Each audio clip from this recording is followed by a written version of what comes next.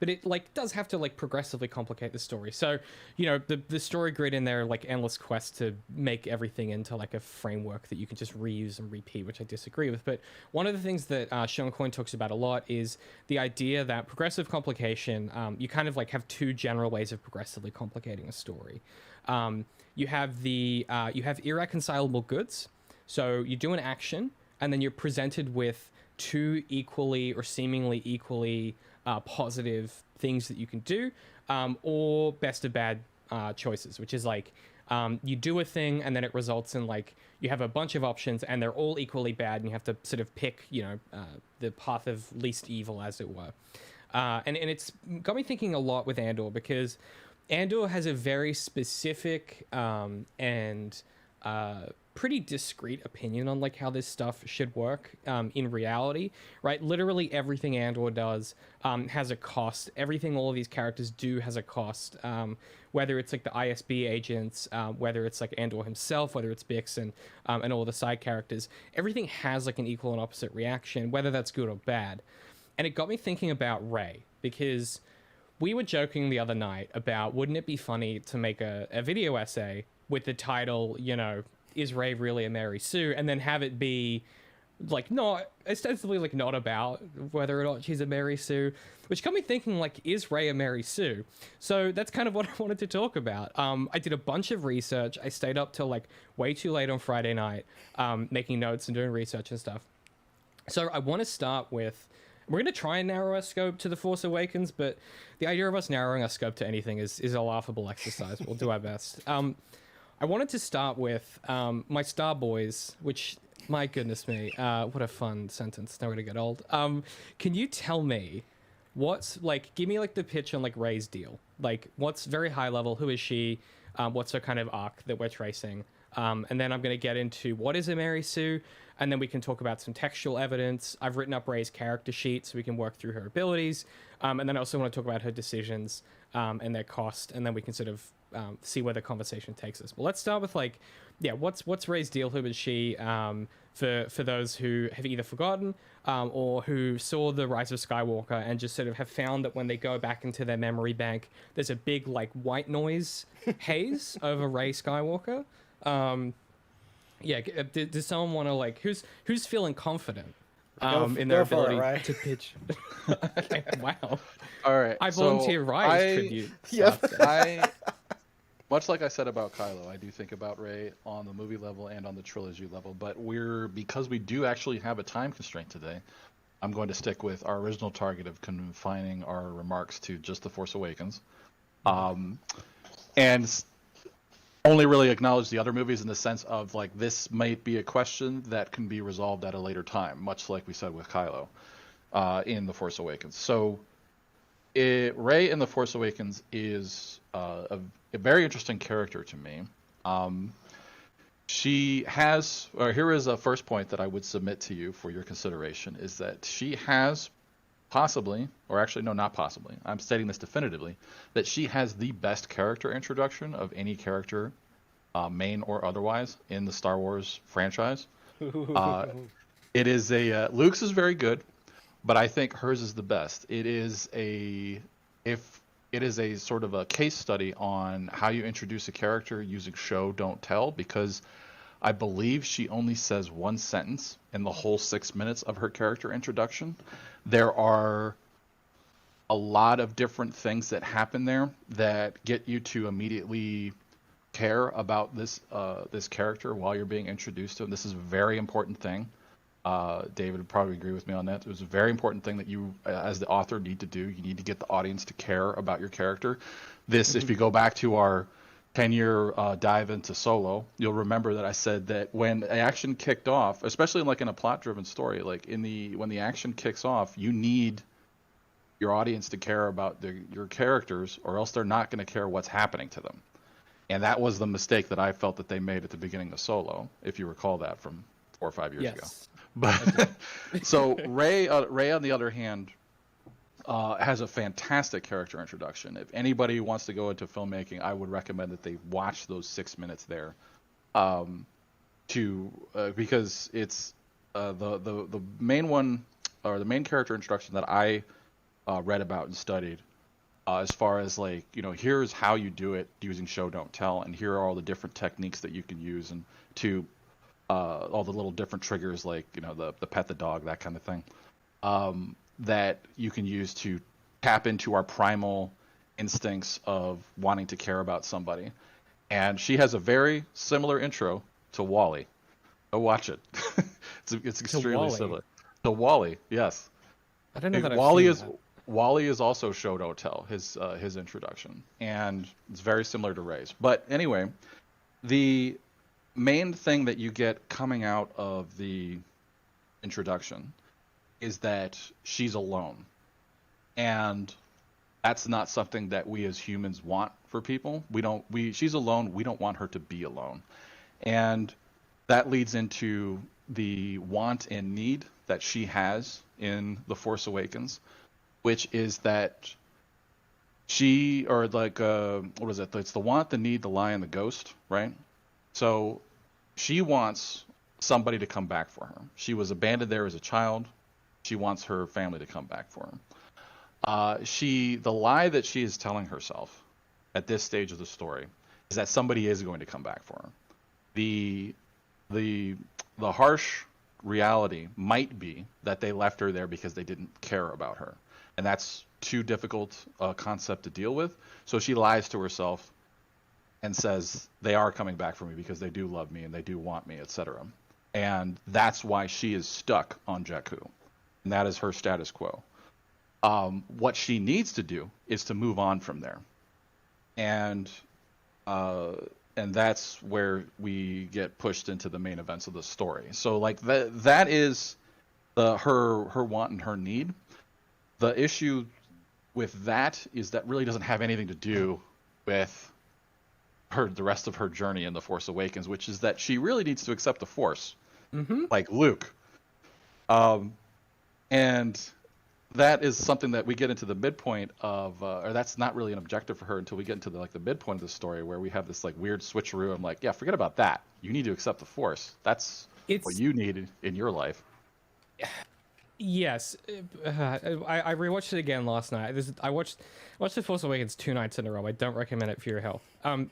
Something that you've just touched on, which I want to kind of punch into very quickly, is I've been thinking about this, which is like, what is the film calling her to do once she gets abducted? Okay, we should say as well, because we didn't actually set up the character. So she's a scrapper living alone on a desert planet, very reminiscent of Luke, except she's by herself. She is living in the husk of a big walker. It's very, very cool. By the way, like the visuals of Jakku, some of my favorite in Star Wars. Aside from the fact that I'm sick of desert planets, very, very cool. And she is both waiting for her parents to come back and sort of dreaming of adventure or longing for adventure. Right? She puts on the rebel fighter pilot helmet, and she sort of, while she's eating her dinner, and she sort of looks up at the spaceship, and as Rai says, through no dialogue whatsoever, we get this impression that she's longing to leave Jakku, but she can't because of this lie that she's telling herself. She falls in with the old crew that we're expecting, and comes into possession at the very end of Luke's sword, but in the interim learns that she has force powers, has this reinforced by Kylo Ren, who's like, he tries to get into her mind. She's able to get back into his, and we suddenly go, oh, she's a force guy. She force controls some guards, and then at the end she picks up the lightsaber, and they have their sword fight. But one of the critical, I guess, things that Rise touched on, which is one of my biggest, like, you both will have heard me yell about this for years now, but is when you're thinking about constructing characters and putting them in spaces, one of the biggest challenges that you have in the hero's journey is your character is typically leaving the space they're in to go on a journey. And the challenge can be, how do you make that journey resonate with the challenges they were facing back in the old world? Like, how do you connect those things together? And The Force Awakens simply doesn't for Rey. It just doesn't. It does for Finn, because the main objective is the thing that he was a part of. But for Rey, like, there's just a big disconnect. And it's part of what makes some of I suspect for some viewers, and this is where your mileage is going to vary, I think it's where some of the Force stuff can feel like it comes out of nowhere and is like a bit unearned, because it doesn't really have anything to do with the rest of her arc. It's not like, you know, that her actual need was to have faith that her parents would return, because that would be similar to needing to, you know, have faith in the Force or accept the Force. It's like the opposite. She has to disabuse herself of that faith that she, you know, the faith slash lie, and then take up this new spiritual belief. Like they're sort of conflicting in that way, and it's part of why she becomes a challenging character to write moving forward, I feel. Darth, is there anything you want to add before we get into some definitional stuff with the Mary Sue, and then we can start yelling at each other about? Then the fun can begin.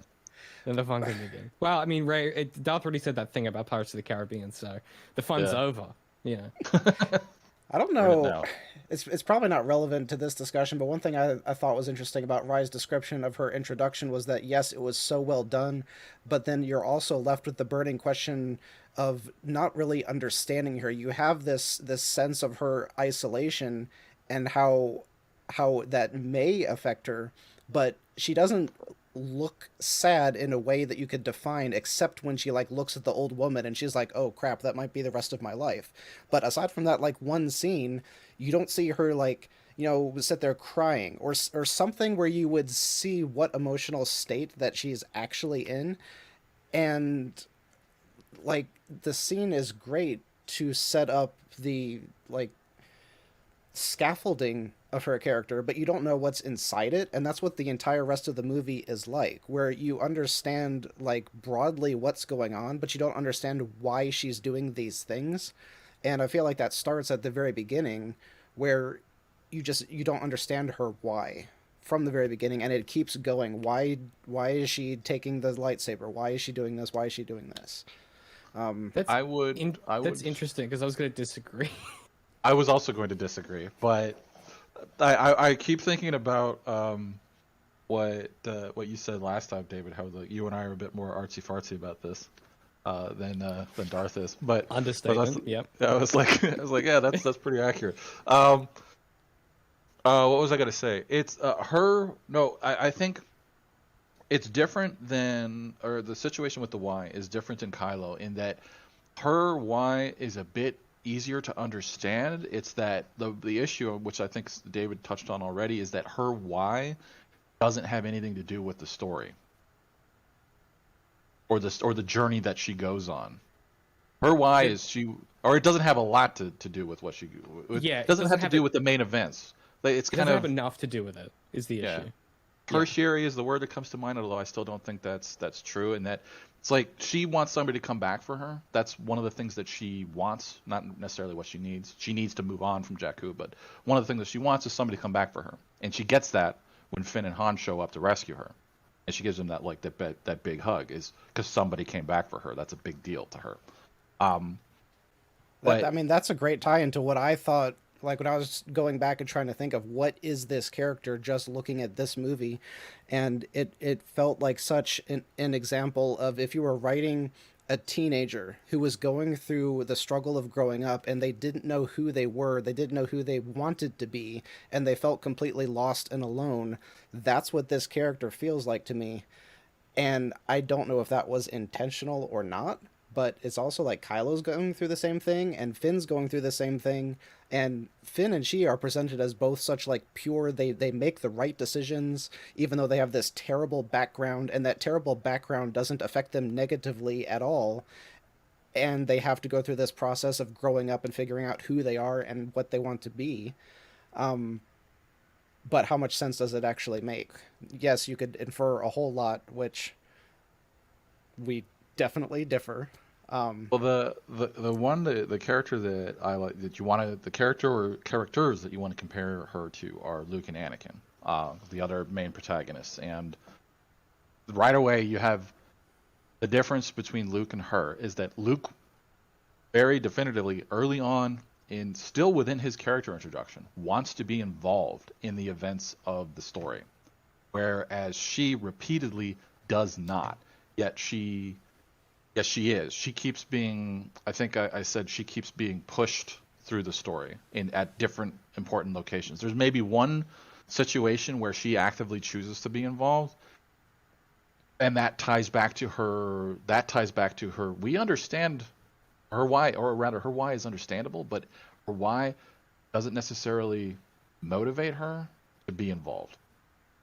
I think we're getting sidetracked a little bit here. I want to circle back to a point that Darth made, which is about her interiority. So, I mean, the only reason I push back on that is, and this is because of the types of stories that I'm obsessed with and the types of stories that I make as well, which is a lot of her interiority comes with the way that she reacts to things that other characters react to as well. Like when she first encounters BB-8, she frees him and then she's like, no, leave me the fuck alone. Like, just like, I'm not dealing with you, which is like not a good guy thing to do. And it speaks to that interiority of like, she is so used to being alone that it's become like a defense mechanism of like, well, obviously I'm waiting for my parents, so I can't get caught up in any other shit. I have to be alone and wait for them to come back. That's what I'm doing here. And it's the thing that she needs, which is to go out and seek her found family, is in front of her, and she rejects that need in favor of her want, which is like how you develop like interiority for a character. I guess where I want to kind of put a pin in this and then move on to the Mary Sue part is Darth makes an interesting point, I think, for the way that most people will experience a character, which is like, why is she still on this adventure?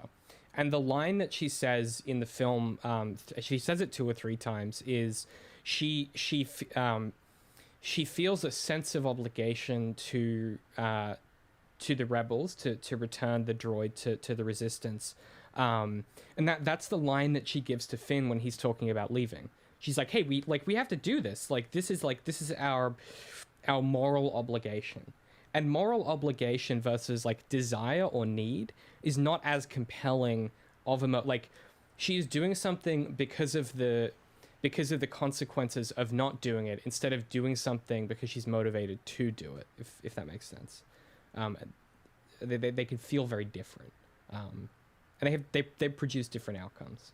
One of the very interesting things about that scene is, I would say, as maybe a part or a stronger motivation than for her there, other than moral obligation, is that she initially rejects BB-8, like you said, and that feels a little bit weird.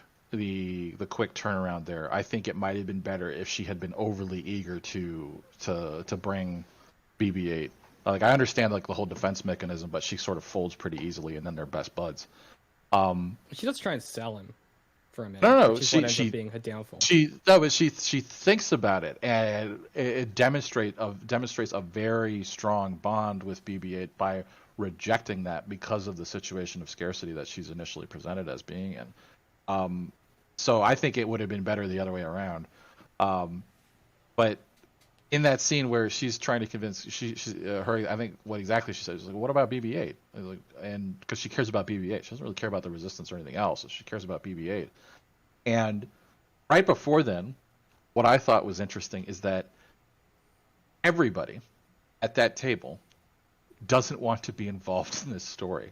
Just prior to this, is that she wants to go back to Jakku. Han doesn't want to go see Leia. Finn wants to run as far away as possible, and Maz is not really interested in helping them. So it's like nobody there is interested in being involved in this story. I thought that was an interesting little detail. Where first of all, it's presented like that, and then a moment later she's like, "Well, what about BB-8?" It was like, "Well, you didn't want to be doing this a minute ago either. What are you yelling at me for?" And that's before her turn. That's before she has the moment with Maz. And so at that point, she still has the need to find her parents, but she forgets that, and her motivation changes. So it's like the internalization of the character just kind of gets screwy. Well, I want to be very clear with nomenclature here. So her want changes, but her need remains the same, because she wants to go back and wait for her parents, and her want shifts when she touches the saber. Well, I mean, she obviously initially literally rejects the call to adventure. She physically runs away, which is the most J.J. Abrams thing of all time. But then the way in which she is reingratiated into the story is that she is kidnapped, and that is the end of the decision she makes. I've written down, which we'll talk about in a minute, I've written down the decision she makes in the film. The last choice she makes in this story is to run away from the sword. And then later at the very end, when she's in mortal jeopardy, she picks up the saber and fights fights Kylo Ren. But like literally her last choice in the story is I'm gonna run away from my destiny. And then the rest of the story happens to her, essentially. Obviously, she makes the incremental choices of, like, I'm going to try and, mind trick Daniel Craig, Stormtrooper guy. Like, all that shit is happening. But fundamentally, the extensibility that she has to influence the story and her agency ends the second she gets kidnapped, to an extent. Which is just, like, really an interesting choice, as Raya touched on, for a character who is part of a group of characters who don't want to be doing this in the first place. It feels like they sense that in the script, and Kasdan or whoever on the writing team went, shit, well, if they don't want to get involved, what if we just force them to be involved? How do we do? Oh, we'll just kidnap her. Because that gives Finn motivation, you know. Well, that is one of the more interesting things that I think about, where you, and David, correct me if I'm wrong on this, but the general idea of the hero's journey or a transformative journey for a hero is that roughly the first half of the story, they should be reactive, where events happen to them and then they have to make a decision. And then somewhere around the midpoint, you have a shift where they start, quote unquote, pro-tagging, and then they are making decisions which cause events to happen. Where we go from reactive to proactive. That was a definition that was explained to me a long time ago, and I thought that was really good. It's a good framework, yeah. Yeah, events happen. They have to they are forced to make a decision. That's being reactive, and then they make decisions, and then events happen. And with Luke in A New Hope, that happens when they get captured on the Death Star, and they're in the radio room or whatever, and they're like, "Oh, Princess Leia's here," and he's like, "We need to go do something about that." And Han's like, well, fuck that. But he's like, well, she's rich.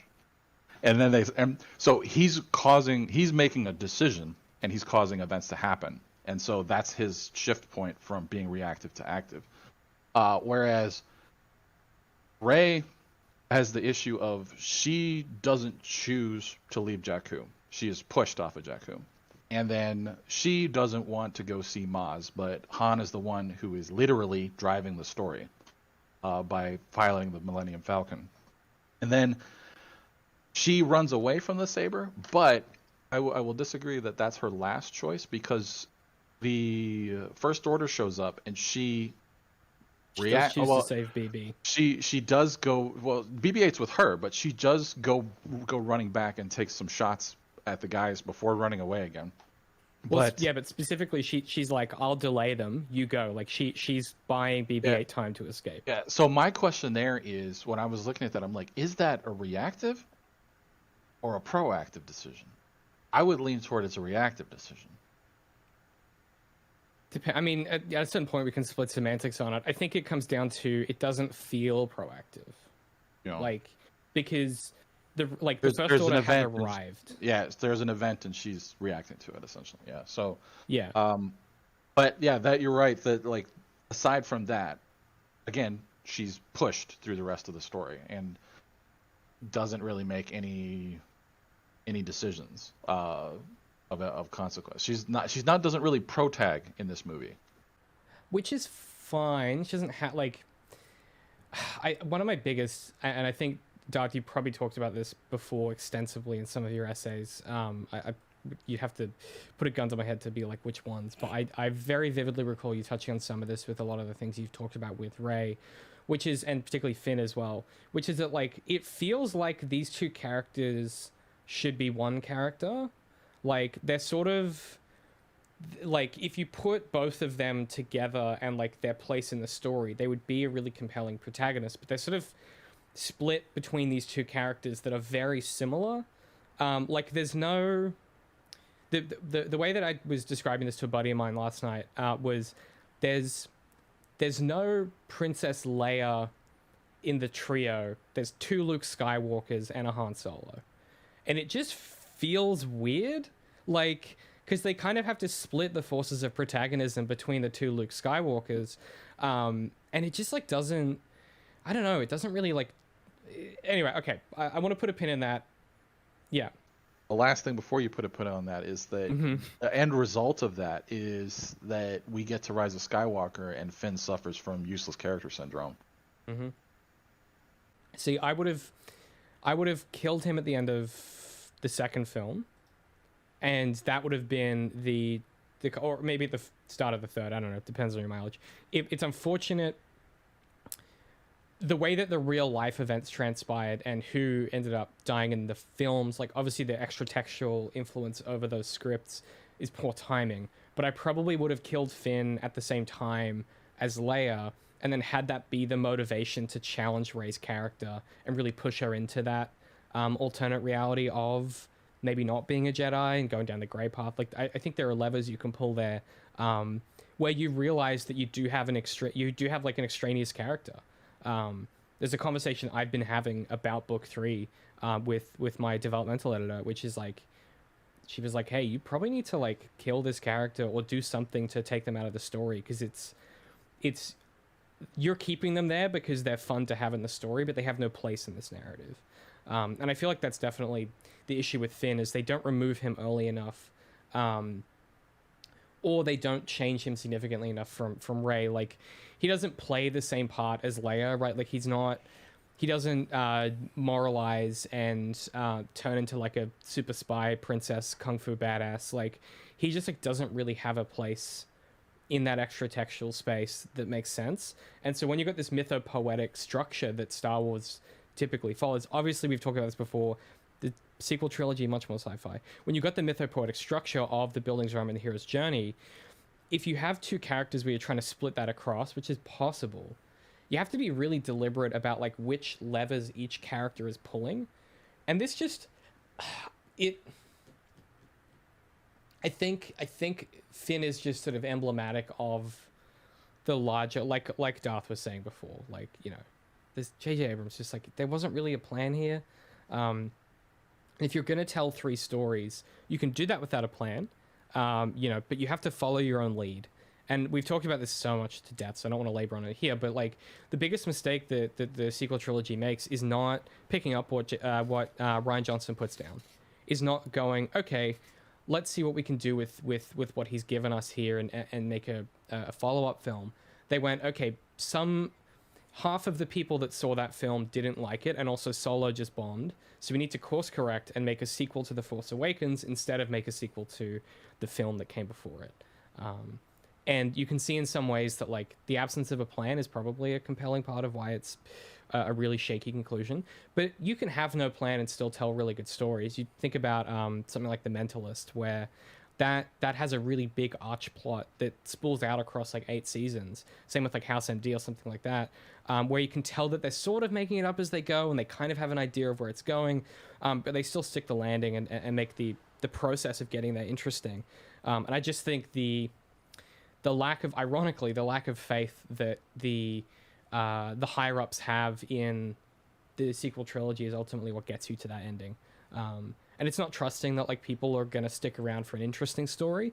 It's trying to make the safest story for these characters possible. And that's why you end up with, like Darth was saying, these characters who just like never really do the wrong thing. Like, they just seem sort of like cosmically incapable of making poor choices, which is like unfortunate. You know, the decision that Luke makes to save Leia is like arguably what gets Obi-Wan killed.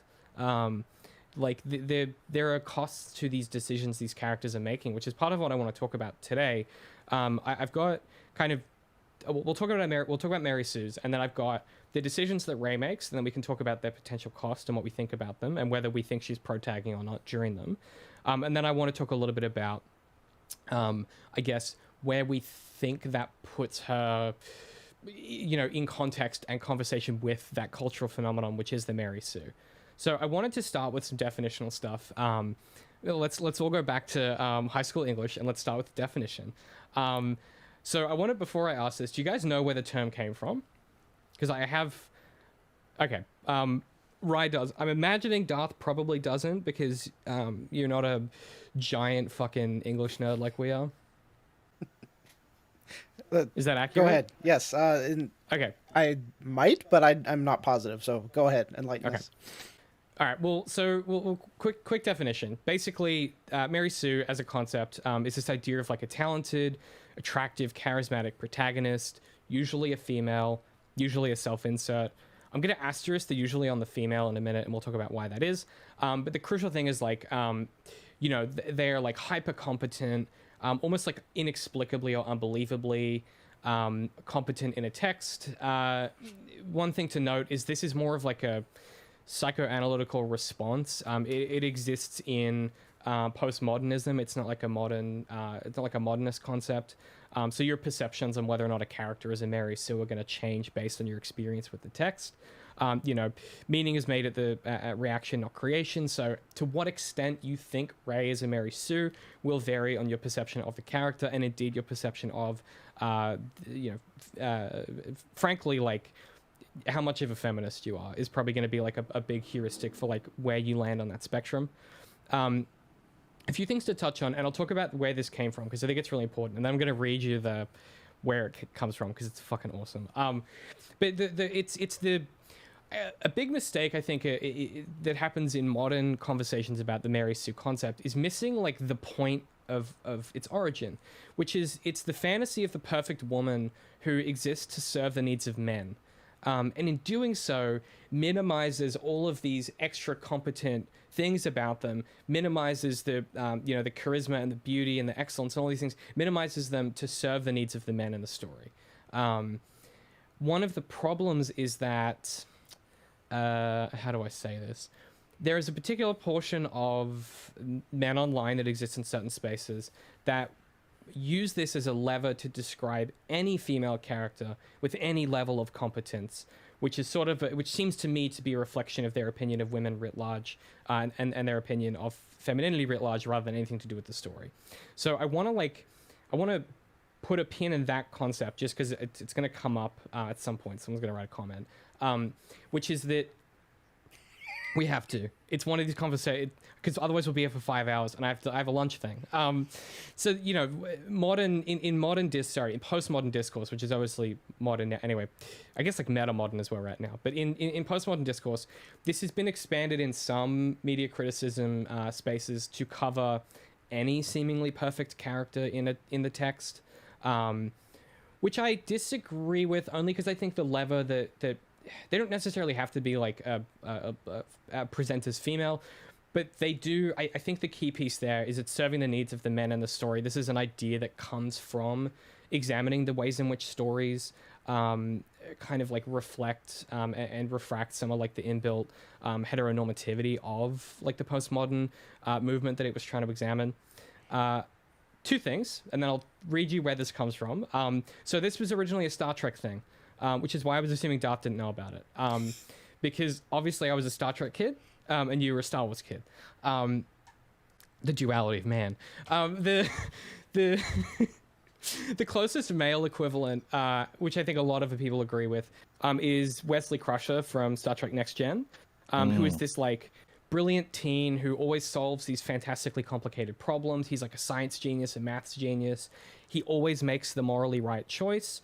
And he even gets promoted again and again on the Enterprise. He's basically like a son to Picard. But Wesley isn't specifically gendered. And what I mean by this is like he's not coded masculine. He's sort of still in that teen stage where he's presented as sort of quite ambiguous in I guess in his behaviors. And one of the consequences of that is he is like kind of this non-gendered character that exists to serve the need of Picard, despite what where we land on the spectrum of your mileage on his character. His literal purpose is to serve the Enterprise, which is captained by Picard, and so he kind of fits into the mold nicely. I want to read you it's very short, the original satirical short story where this came from, which was written by Paula Smith, and it's a Star Trek parody. And I'm gonna try and do the voices, but we'll see how we go. It's been a while since I've watched Star Trek. Gee, golly gosh, Glorxy, thought Mary Sue as she stepped onto the bridge of the Enterprise. Here I am, the youngest lieutenant in the fleet, only 15 and a half years old. Captain Kirk came up to her. Oh, Lieutenant, I love you madly. Will you come to bed with me? Captain, I'm not that kind of girl. You're right, and I respect you for it. Here, take over the ship a minute while I go get some coffee for us. Mr. Spock came onto the bridge. What are you doing in the command seat, Lieutenant? The captain told me to. Flawlessly logical. I admire your mind. Captain Kirk, Mr. Spock, Dr. McCoy, and Mr. Scott beamed down with Lieutenant Mary Sue to Rigel. It's like 112. I'm not going to read the Roman numerals. They were attacked by green androids and thrown into prison. In a moment of weakness, Lieutenant Mary Sue revealed to Mr. Spock that she too was half Vulcan. Recovering quickly, she sprung the lock with her hairpin, and they all got away back to the ship. But back on board, Dr. McCoy and Lieutenant Mary Sue found that the men who had beamed down were seriously stricken by the jumping cold robbies. Mary Sue less so. While the 4 officers languished in sickbay, Lieutenant Mary Sue ran the ship and ran it so well she received the Nobel Peace Prize, the Vulcan Order of Gallantry, and the Trafalmordian Order of Good Guyhood. However, the disease finally got to her and she fell fatally ill.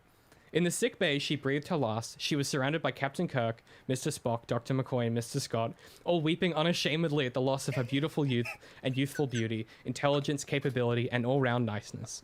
Even to this day, her birthday is a national holiday on the Enterprise. It's such a good fuck. It's so good. And you know, and on that, you know, Paula Smith obviously talks about it's a critique of the way that so at the time there's a bunch of sci-fi magazines that were publishing Star Trek fan fiction short stories. And what Paula Smith was noticing as she was working in some of these editorial spaces is a lot of teenagers were submitting stories like this, where it was them sort of self-inserting themselves into the story as these like brilliant young women that were like there to make the crew the happiest possible and things like that. And the idea of the character is like, these are character archetypes that kind of limit what's possible in the textual space.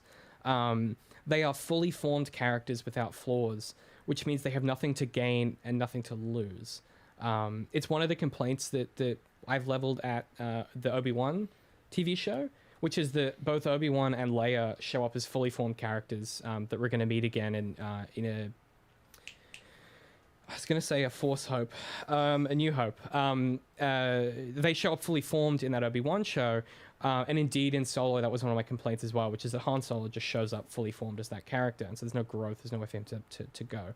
So that's kind of definitionally what we're talking about when we talk about Mary Sue. As I said, that has like, as these things do, it has evolved and changed in different spaces. But for our purposes, we're going to try and like use that traditional lens of this is a female character who really like is just perfect, funny, good at everything, and things like that. So I want to start with Rey's character sheet, and I might get some of this wrong, I might not. I need you Star Boys to correct me. I've written them down as best I could, having watched the film twice in 48 hours. Again, do not recommend it. By the way, I think it's a perfectly fine film. It's fine. Like, I had a really good time with it the first time, and then the second time I was like, oh yeah, there are some ideas in here which really hold up to scrutiny. Although I could do without Maz Kanata, I want to put my head through a fucking wall anytime she's on screen. I hate that design. It's it might be the most watchable of the sequel trilogies. That's definitely true. The bar is pretty low for that though. I have seen The Force Awakens and I have seen The Last Jedi a lot. They're both to me watchable, although because there's a lot more action going on in The Force Awakens, that one is a bit more enjoyable to me. Tross, I've only been able to sit through in its entirety one time. Oh, okay, interesting. I have examined the scenes on a scene level a number of times, but actually sitting down to watch it, I can't do it. Yeah, I think that's a very Star Wars person. I think a lot of Star Wars fans are just like that, which is like heartbreaking because it's, you know, it's all Star Wars, baby. Okay, character sheet time. So I've just written down her abilities and then my guess at the explanation. I'm keen to get your guys' explanations or thoughts as well. And this is limited to The Force Awakens, right? Limited to The Force Awakens. So the first thing we observe is that she is a really good mechanic, or at least like understands mechanics enough to be a scrapper and to sort of go into the ship and find the valuable components. And my thinking here is like she's literally scrapping for a living. It would make sense that she has learned about the ships or has been taught by somebody how to do this. She is there with other scrappers. It is completely feasible that like she learned it from them, mentored from them. You start from the bottom, you know, Drake style. Now we're here, all that good stuff. Completely feasible to me that she would be like good with mechanical stuff.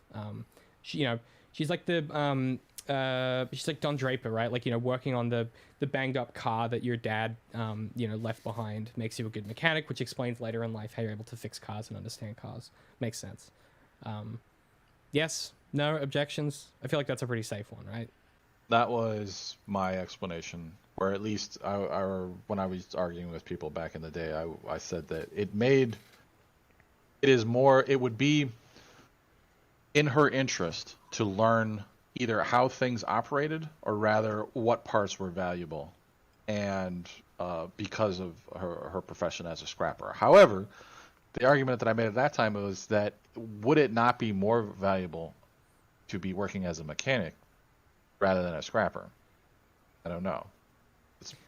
Yes, it's a question. Whether that's possible or not is the other question, right? Like, I think you get the sense that there is an air of, you said scarcity, and there's an oppression that comes from scarcity. There is an inability to, it is difficult to be aspirational when all of your free time is invested in getting the next paycheck to get the next meal. It's one of the reasons why, like, it's so hard to move from paycheck to paycheck into the ability to save and generate, wealth and income, is because you need time. And, like, all of her time, for the most part, presumably is divested into going and getting scrap for the next paycheck.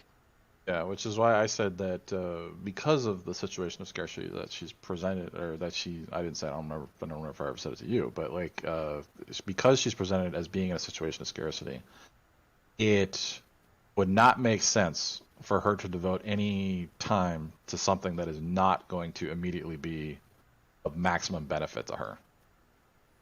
As in, I think you said that in Solo, actually. I might have said that in Solo too.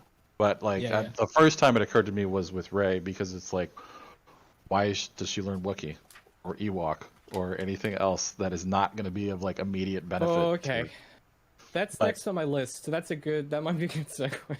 All right, go ahead. Knows both Wookiee and binary. Binary, I have less of an issue with. Binary makes sense, kind And of. one more. There's the Local what? language. Vulcan language. The local language, whatever language they're yes. speaking. Oh, Yeah. So she's speaking the basic. Fakwa. Yeah, that's Yeah. what she shouts at the dude who's got BB-8 tied up. So she's Talama Parqua, whatever that means. yeah. So she imagine knows. that was like real rude. Huh? Imagine if that was like a real like rude insult. Oh, you fucking Yeah. piece of shit. Whoa, Leave the Ray, fucking this is a droid kid's alone. You movie. can't. Just turn on Google you, Translate and see what it says. You can swear in different languages. That's what they did in Firefly. They just did all the cursing in Chinese, which has issues in retrospect, but nice idea. Sorry, you were going to say something about... So I said that one, yeah, the local language, that makes sense. Binary, okay, talk to me about binary, because I don't... Star Wars... I'm not sure I'm a noob anymore. I'm an intermediate Star Wars person now. I don't really, like, understand... why binary exists and how it functions, because some droids can just fully talk. What's going on, guys? I don't know that there's a solid reason. Do you? Of why some people can speak binary and some can't? No, or why some there's people no like- reason what for is binary to binary? exist. Like, Yeah. No, it does. I mean, we have Alexa. It doesn't make sense that, like, I think it's just a cute sort of thing that R2 does. It is cute. And And then BB-8 just sort of- is yeah. the cutest droid that they've ever done. He's You bleeping could- and blooping, and he's... Gonna you know. die I mean, on you that could maybe argue that those droids were meant to be space pilots that didn't need a vocalizer because they're always operating out in space, and the human would read the screen to know what the droid was saying, so they didn't need to have that built into them. But then there's so many other, like BB-8. I don't know. There's so many other instances where it doesn't make that sense. makes sense. That makes sense to me conceptually, like at a world building level. But it runs into that issue of like, but then Anakin and Obi-Wan talk to their fucking droids like they're responding to the binary, the bleeps and bloops. So it's like, yeah, there's some disconnect there. But all to say, like, I guess it why would it make sense for her to speak binary is my question now. I would say I would find it to be, this is a galaxy full of droids. It would make it's well, I would say as far as credibility goes, when it happens for her, it is right at the end of her introduction. And this is very in terms of like where you put this kind of like, oh, you have this skill in a story. It's not really that important that she can speak, that she can communicate with BB-8. I mean, it's not critically important that she can communicate with BB-8, like life or death situation.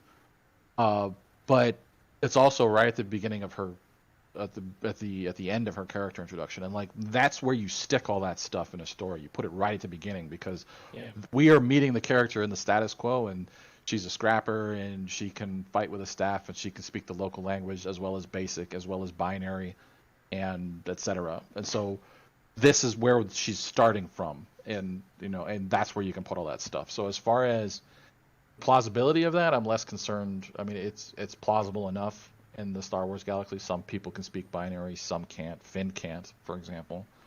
By the way, I still think the running gag of literally everyone except Rey not believing Finn for a second is still to me very funny.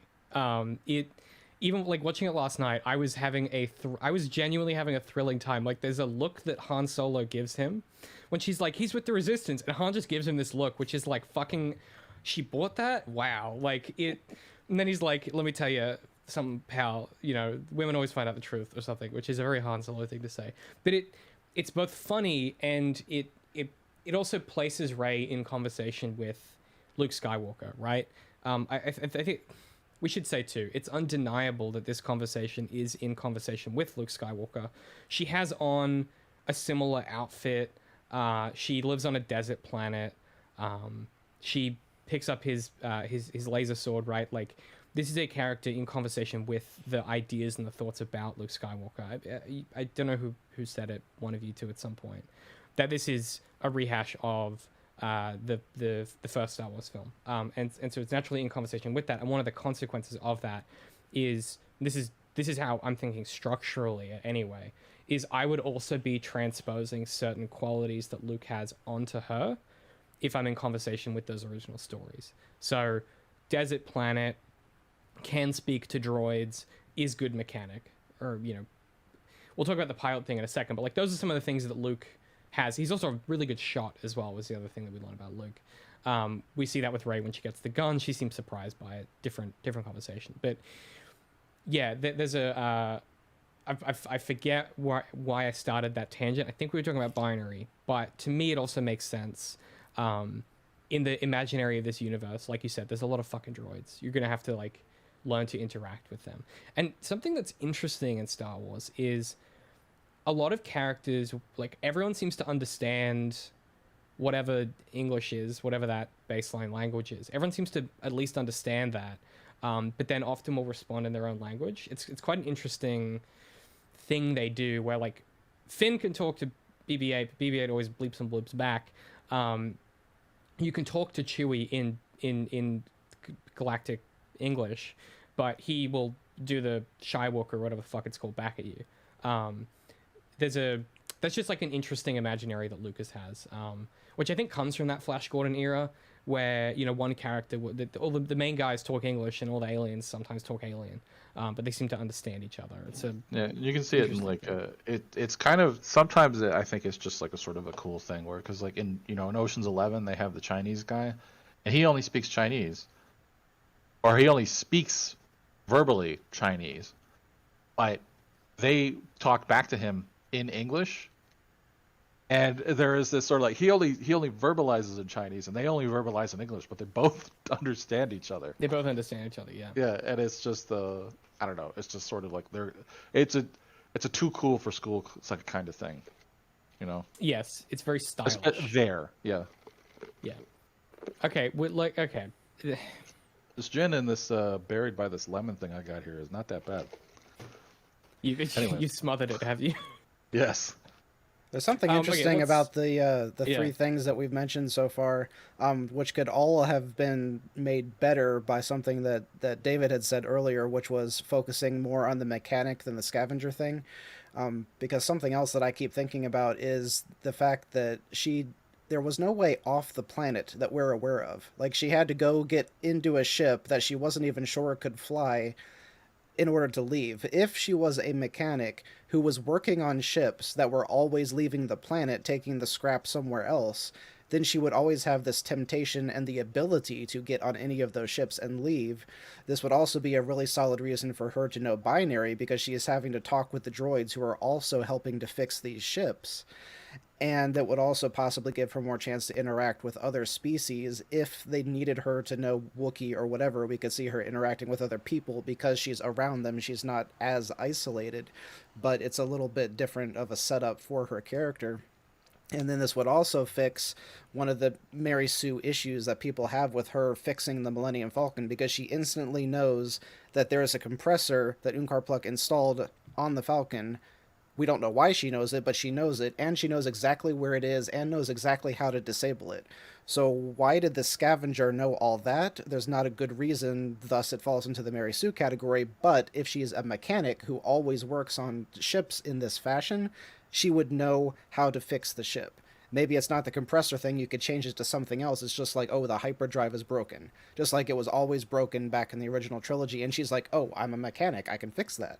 So her whole character arc could have been made better with a slightly different introduction, and it makes the language thing make sense, it makes the mechanic thing make sense, just by changing what you had said. It's funny you say that, because it's a show that does that exact maneuver, and it's called Andor. Where all of the main characters are both scrappers and mechanics that do it for a living. And it gives them all of these like feasible explanations for the abilities that they have. All I'm saying about Andor is every criticism anyone has of the sequel trilogy, it's like they looked at that and they went, oh yeah, we can do that in our sleep. Let's just fix them. Let's do a story that fixes them. And it connects, like you're saying, if they'd made that choice and Rey was a mechanic, it would help bridle her wants and needs to the story, right? Like you could think about ways in which maybe she's been like secretly fixing the Falcon for like the last few months behind the back of the dude that owns it, and maybe her secret desire is to take it and escape, but she's resisting.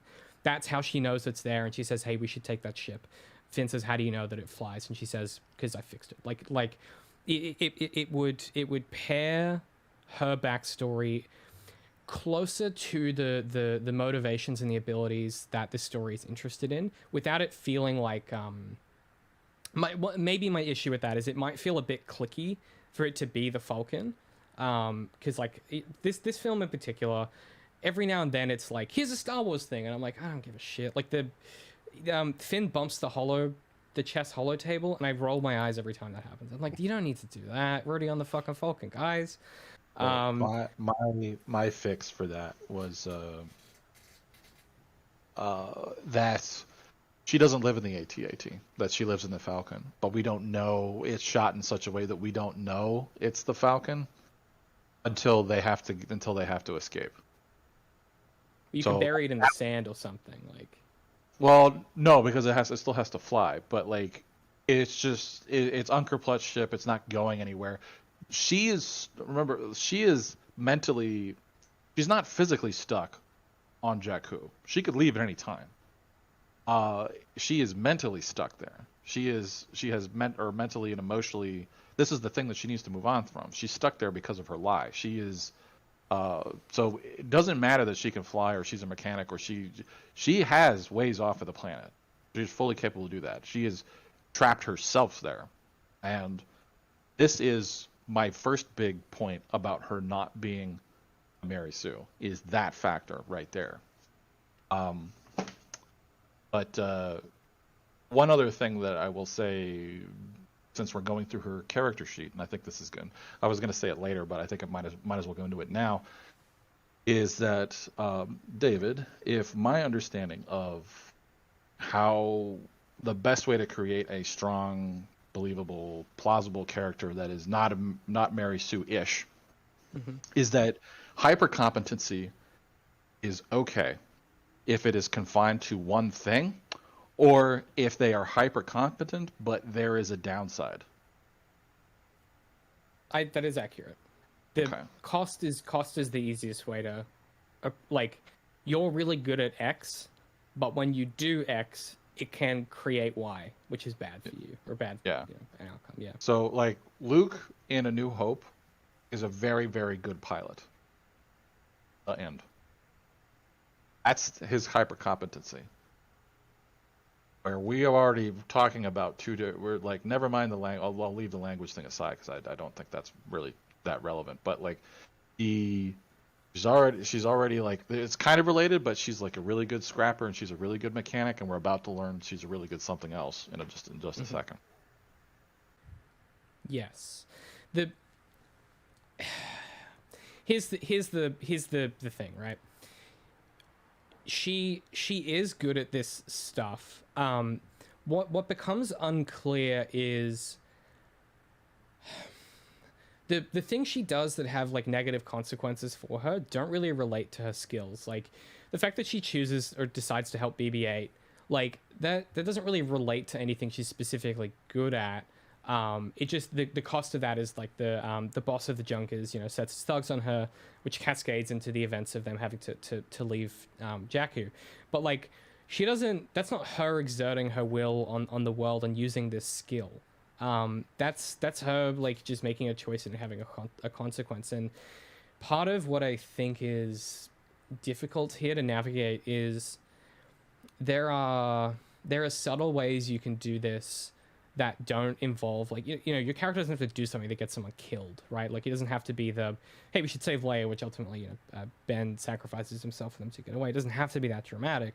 They can be smaller choices, like the fact that maybe the fact that she speaks Wookiee, that could have had a negative consequence on Jakku. I think in your video, Rye, you talk about like you could just do a throwaway scene where she's interacting with a Wookiee in a montage or something. You could tag that up a little bit and punch it up a little bit, and maybe have her choose to engage with a Wookiee that breaks slightly bad, and she has to that complicates some transaction she's doing, or means she gets paid less scrap. Like there are levers that you can pull that would show yes, she's good at this. But one of the things we talk about in structural editing, so scene work, is characters should do extraordinary things and they should have extraordinary consequences. The fact that she's an excellent pilot and knows ships should have a downside. Now, granted, it does. Okay, she does. She flips the fuses on the Falcon to try and trap they're hemmed in by the two crews, by the two people that Han Solo has ripped off. And she flips the fuses to try and close off the bulkhead doors, and flips the wrong fuse and releases the big goopy goblin space creatures. So like she does make mistakes when she tries to use this skill, but then immediately like it doesn't really have any lasting consequence, which is also fine. But I think that's an Plus, that example was the of, like, right decision, though. Like the story, like that's how they Yes. escaped, was that she did the right thing accidentally, which saved them from the pirates. Which is Mary Sue-ish. Now, Yeah. that's a Don't- very important thing that you're bringing up here, because the original script does not have it play out that way. And I thought I was really curious about that, because in the original script, it's less Mary Sue-ish and more, or it's less Mary Sue-ish, because like what happens is they like, if you go back and watch that scene, which you have allegedly twice now in the past couple of days, is you recall it, like they go down underneath.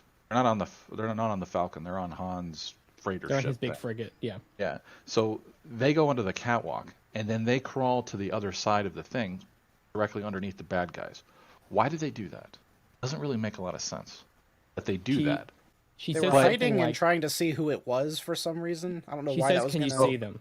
Yeah. So in the original script, they go down there like, I think they might say something in the actual movie about explosives, but in the original script, they get loaded up, like Han's like, here's a bunch of shit, and they go down there with explosives to put underneath the bad guys, and they pass the panels, and Rey's like, that's not going to work. And they go back to the panels, and she's like, I need to unplug this thing, and that will release the monsters, and that's how we get out of this situation. She does it deliberately in that situation and not accidentally. That would have been better. So much better, because then she fucks up. Like, that's the... Oh, it's annoying, because it's this close. It's this close, because Darth is kind of right. I'm getting animated, because this shits me to tears. Darth is sort of right. She makes a mistake that is the right choice, sort of. They still have to struggle against... She fails upwards. And then... they obviously deal with these big goopy goblin monsters and they escape, which is fine. But it's the failure doesn't have a negative consequence. It doesn't progressively complicate the story. It becomes part of the resolution for the initial problem in the first place. What this should have done is, if she failed in this moment, it should have made it harder to escape. It should have made things worse somehow. It's such basic shit of the decisions a character makes in a scene have to progressively complicate the scene that they're in or the larger arch plot that's occurring. Otherwise it just feels like they kind of skate by with plot armor, which is what this feels like to me.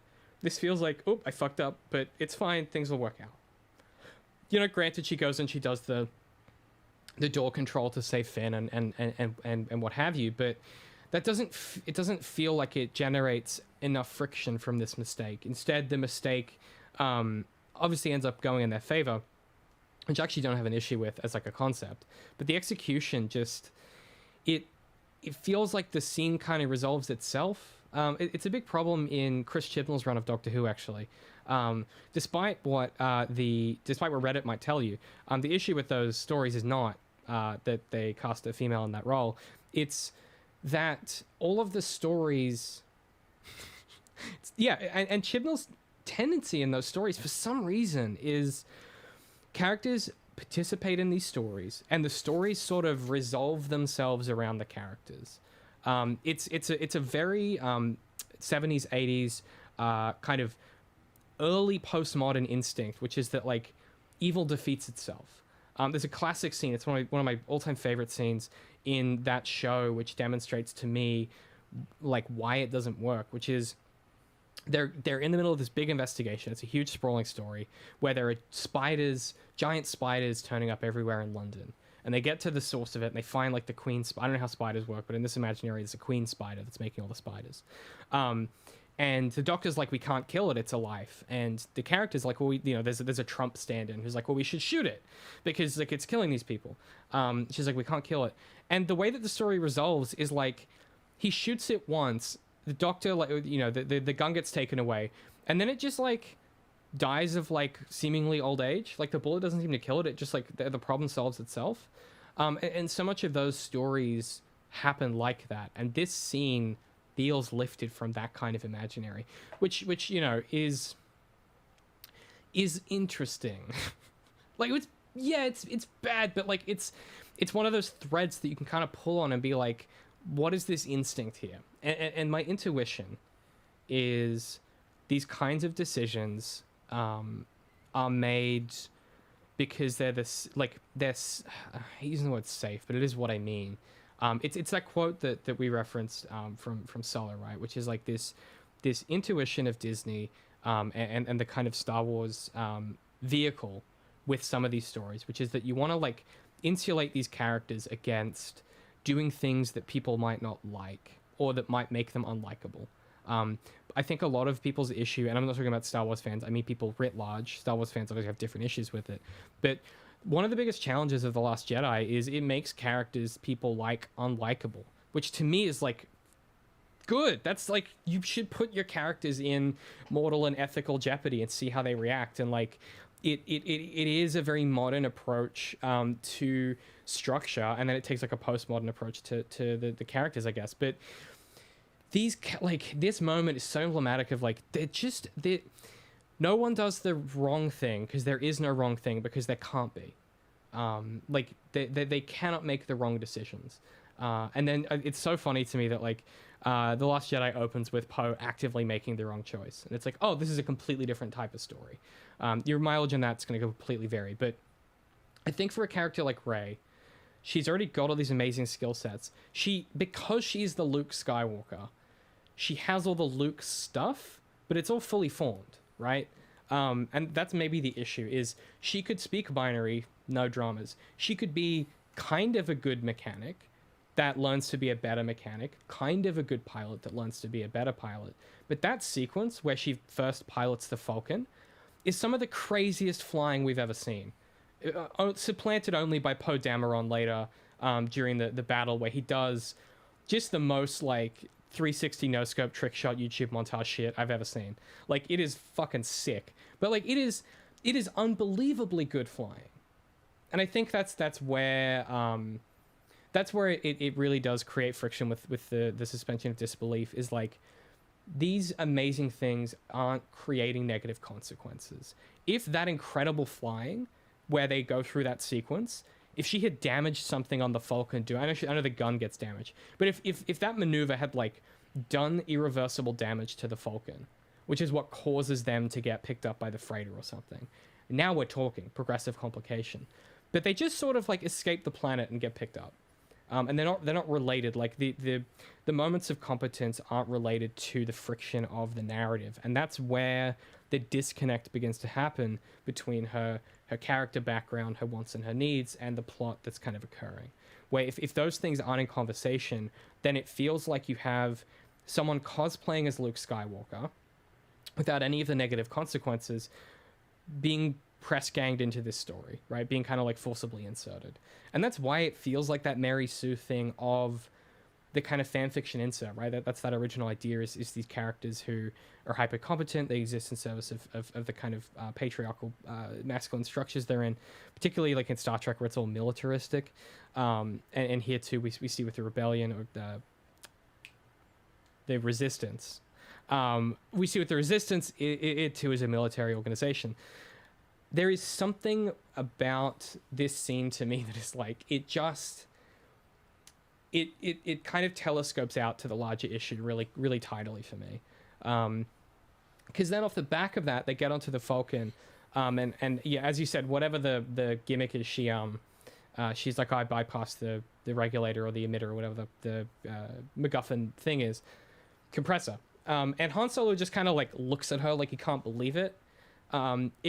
It would be better if he was like, you're a fucking idiot, we need that, and then something goes wrong. Like, he'd be like, do you not think there's a reason he installed that? Like, do you know what I mean? Like, and that's way more interesting. But instead we just get sort of Rey's pretty much good at everything. You know what else is interesting is you were just talking about the competence of the characters, how it doesn't really relate to the story, but in that scene where they're flying the Falcon, the competence of the two of them is actually switched. So he's the trained military person who theoretically should be good on the guns because he's been trained to be a gunner, which we saw before where he was actively blowing up other TIE fighters and stuff. But this one, I think there were only like 2 TIEs chasing them. And granted, eventually his gun got broken, but he still wasn't able to blow up the 2 of them that were chasing them, when before he blew up other ones chasing them. And all of a sudden she's a good pilot out of nowhere, and he is no longer a good soldier. So they like swapped him. It would have made more sense if there were like 6 TIEs chasing them. He is actively defending them because he's the trained soldier. He's able to blow them out of the sky, and she's just like running into stuff because she's not a good pilot because she hasn't done this before. That would have made way more sense. So then you could earn your moment of like that trusting the Force moment of doing a sick maneuver would feel earned because there was something to overcome. And what I always wanted to have happen there was that it was not the Force at this stage that let her do the awesome flying, but her knowledge of these ships. So she's her whole life, 20 whatever years, she's been working inside this Death Star, so she knows it blindfolded. So she is able to fly around inside this ship and evade the other TIE fighters who don't know every single nook and cranny of this ship. And that could have been why she was able to escape, not because she's a great pilot, but because of her experience that is logically shown through the introduction. Yeah, that's what I wanted to see too. That she shouldn't have been driving a speeder. She should have been flying. I think I said that in the video. She rusted out X-wing or like the A-wing or something like that, where she's zipping around the inside of these things, so that when she sees the Star Destroyer, we can go, oh, she did that thing before, she's gonna do it again, only now it's in the Millennium Falcon, and it would be completely believable. We'd be like, oh, we've already seen her do this. So it's immediate credibility. Not immediate, but like she's already established the credibility of her doing this. But one thing that I was going to say that back when you were talking about the discussion of Mary Sue is, I think, if you recall, in one of my videos, I said I didn't like the term. And that's because every video discussing, is Rey a Mary Sue, has to begin with the definition of the term. Because it is so ill-defined what a Mary Sue is. So this is going towards where we're probably going to conclude, or not where we're probably going to conclude, but in the area where we're going to conclude, is that I don't really generally like to think of is character X, or rather character XX, a Mary Sue or not. I like to think about it like, where do they land on the Sue scale? Are they more of a Mary Sue or less of a Mary Sue? So and if you, that way you can look at a particular moment or feature or aspect of a character and go, is this more of a Mary Sue thing or less of a Mary Sue thing? And in many of the points that we've just discussed already, I would lean toward, like, if we have a little sort of thing of less or more of a Mary Sue, I think she lands higher on that scale.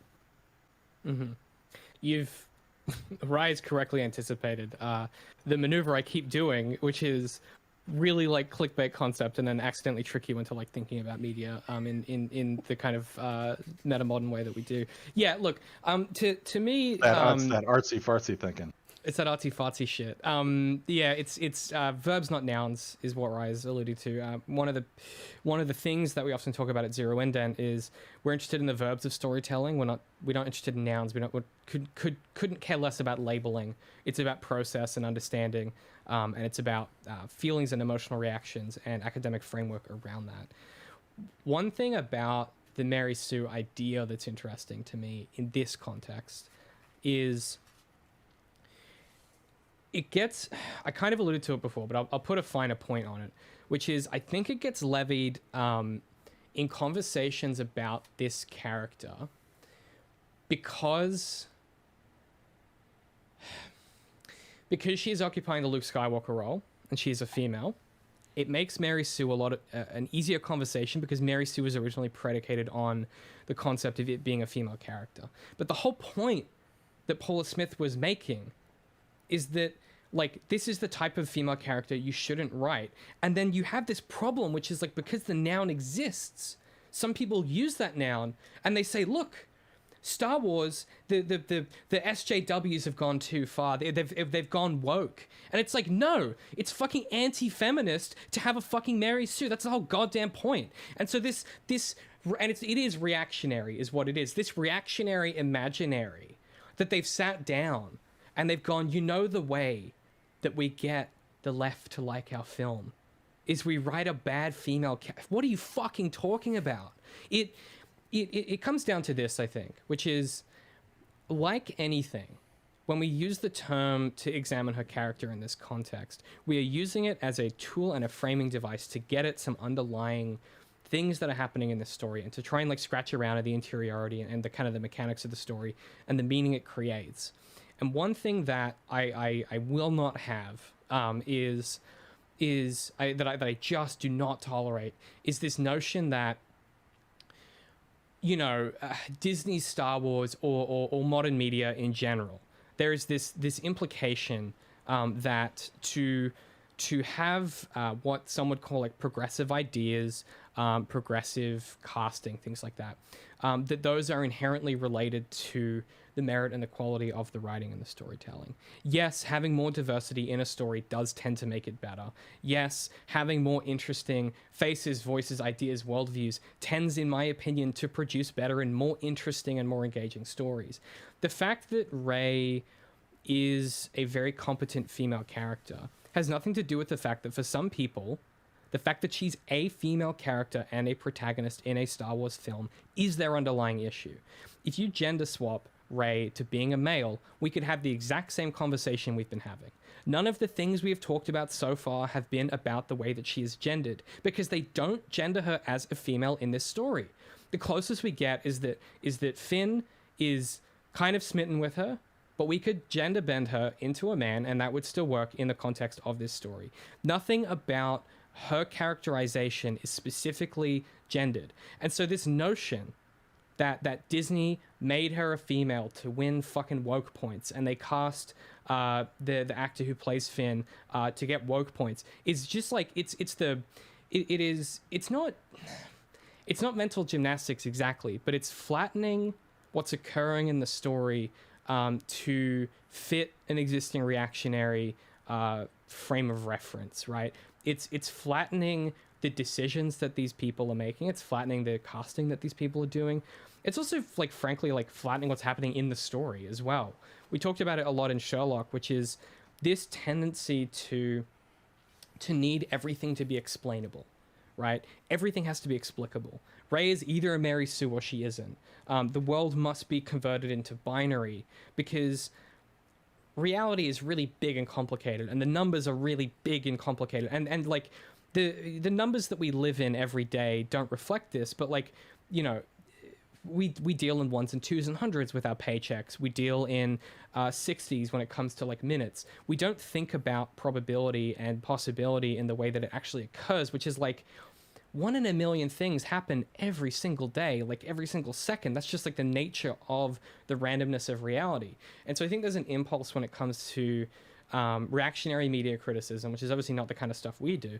There's an impulse to want things to be flattened into those nouns and put into categories, and to categorize, because it makes it easy to not examine things closely, and it makes it easy to retain your existing presumptions and worldviews and things like that. This mode of media criticism means that we run the risk, and you can go and watch old content, you run the risk of creating stuff that 6-7 years later you'll look back on and you'll say, I disagree with myself. There are video essays on the antagonist. There's one about Doctor Who that I now fundamentally disagree with, but that's the process. Is you open yourself up, you hold opinions, and you believe in them strongly, and you hold them loosely. You believe strongly and you hold loosely. You are prepared to learn and change and be incorrect. And I don't think that, in the typical way that Paula Smith imagined it, I don't think that Rey is a Mary Sue. We'll talk about the sword fighting in a second, and the fighting, because I think that's like the final point. I don't think she's a Mary Sue. I think, like, she is a female character in a story that is doing this to all of its characters. I don't think this is exception. I don't think that she's necessarily an exception to the other characters. I think because she is a female, that term gets levied because it's in conversation with, postmodern feminism and the reaction to the 70s and 80s kind of imaginary of females in media, and that final realization that, like, women are people too, in media, because we obviously had that with voting, but it didn't quite matriculate into the way the stories were told. And we have to face the consequence that the reason we're talking about this at all is that she is a female character, and that is like a part of the conversation that is sometimes difficult to think about, because it does sound antithetical, right? The term exists to define female character, a particular type of female character in text in the 60s, 70s, 80s. And because this character is female, the term gets raised whether or not the fact that she is female has anything to do with her character. Because frankly, like, Star Wars, like, particularly now, with the exception of Andor, doesn't really, like, gender or, like, code characters ethically. Everything I said there, the exception is Andor, because it's interested in those things. Rebels a little bit as well, a little bit. Some of it's a bit sketchy though, like the big, the big dumb oaf on the ship is coded a particular type of way. Anyway, but yeah, like Andor is obviously a story thinking and in conversation with the politics of those things. But Star Wars in general, to be safe, has moved away from having those things impact the story and shape the characters. And so it's almost like the opposite of progressive, where they are so afraid to take risk and to put these characters in jeopardy because they don't want to piss off the people who go, it's an organization, no individual's thinking this. This is a systematic output of the organization and the needs of scale, which is they can't piss anyone off too much, and so they have to cast characters that reflect reality, which, like, in the UK, which is like all these accents, right? For the most part, in the UK, spoilers, it's kind of like very, very diverse. It's kind of very diverse everywhere. You know, and so the casting reflects that and reflects the diversity of like what this imagined space universe is. But if the story isn't interested in thinking about those things and doing something with them, it can come across as you will get criticism from people like us for it being kind of tokenization in some ways, which is also a fraught term, I think, inherently. But it can come across as like, if you're gonna do it, do it. Like, make a story that's thinking about these things. Make a story that is like interested in these things, or maybe let's like park the part of the discourse that is forcing frameworks on top of it that don't necessarily make, like, they're not meeting the story where it is.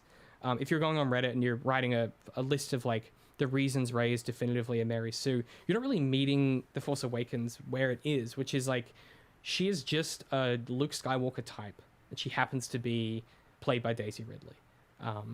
And the implications for that we could talk about. Like, I think there's really interesting stuff there. I just don't know that, this is ultimately what I wanted to get to, is I don't know that people who are making that claim really understand why that term is raised in the first place, and understand why it would be interesting to have a conversation about that when it comes to a character like Rey.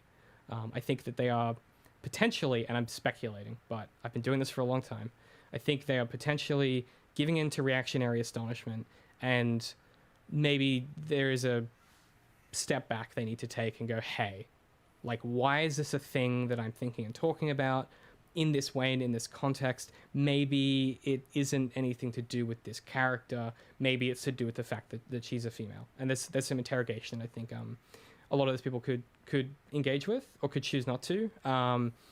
But for our purposes, just to kind of circle back to Rye's point, and kind of underscore it, the project that I have been doing for the last nearly 10 years now, with DCM Works, now with ZeroIndent, with Under Ink Press, is this stuff is... Art is inherently political. All stories are political. And so thinking and talking about the ways in which the intersection of storytelling, art, politics, and then obviously like the psychoanalytical framework, discussing that stuff, I think, gives us better tools to understand media, helps us generate, synthesize new ideas and thoughts, and also like helps us hone our skills as storytellers, right?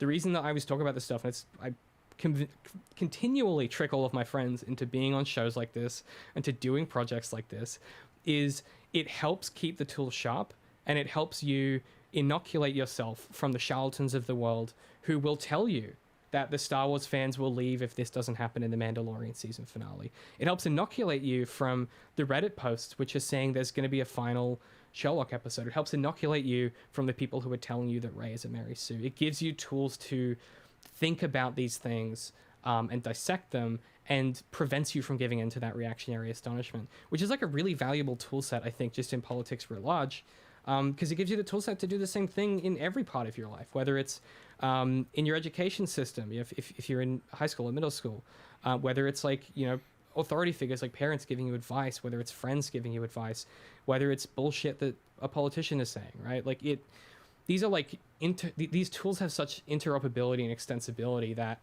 it seems foolish not to make the most of them. And we really like talking about Star Wars. And so it's a really good opportunity constantly to be able to do this, and think about this stuff. And also, we're big fucking nerds. And so it's cool to be like, yeah, but how does the plumbing work on the Death Star? Like, that's fun to me to talk about.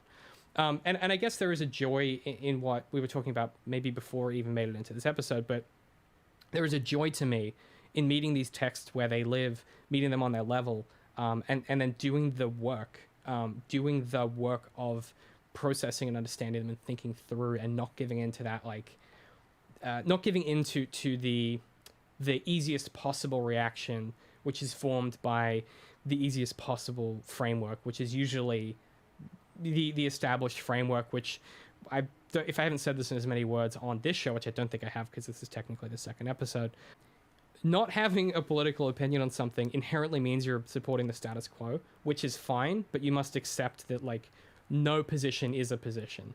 All to say, yes, we're not going to walk away from this in like 30 minutes with like, and here is why Rey is not a Mary Sue. We're going to land somewhere, but it's not going to be we're not going to have like a noun that we're going to associate with it. We might put her on like a 1 to 10 scale perhaps, but like we're not, I don't think that these things can exist in the dichotomies that, frankly, like we're often taught in our education systems, right? One of the first things you learn to use when it comes to something like biology is a dichotomous key. Humans have an instinct to want things to be black and white. It helps make patterns easier to identify, and we must resist giving into astonishment in that sense. Speaking of giving into astonishment, let's talk about Rey's fighting, because I think that's really the fighting and the Force thing. I think kind of they can be separated, but I think they are in a lot of people's mind. Well, my argument about the ending of the story of this film is kind of related to the Force. And the story seems to think that too, because of the way that it ends when Kylo's like, I can teach you the ways of the Force. And then she's like, the Force. And then she closes her eyes and we get the sting of the music. But the next kind of skill that we get exerted, which we'll talk about the Force after this, is she beats up a bunch of guys with a stick. She's good with the staff thing. It's frankly sick. I love to see Daisy Ridley beating people up. I would probably like just, if they were like, here's a film of just like Rey beating guys up, I'd watch the shit out of it. It's very fun. This to me, I mean, my explanation of this quite straightforward. She lives on a desert planet by herself. She would need to learn self-defense. It seems necessary. She's kind of got like that scrappiness to her. I don't know. How do you guys feel about the fighting skills? Was it you or Darth that watched my video in preparation for this? I think we both did. All right, it was Darth raised his hand there.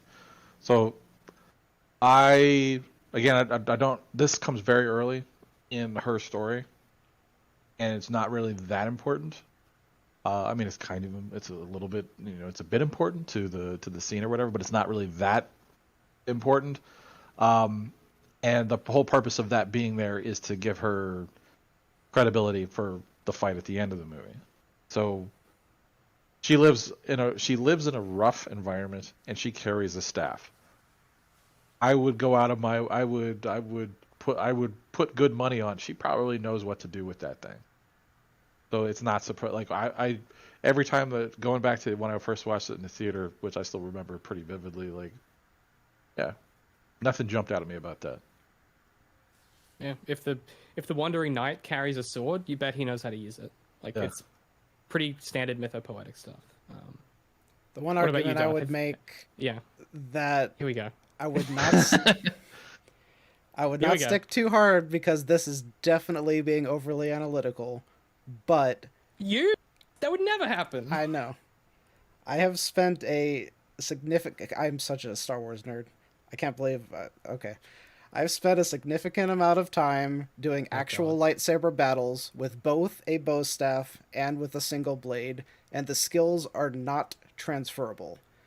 I specialized in the bow staff because Darth Maul was my favorite character.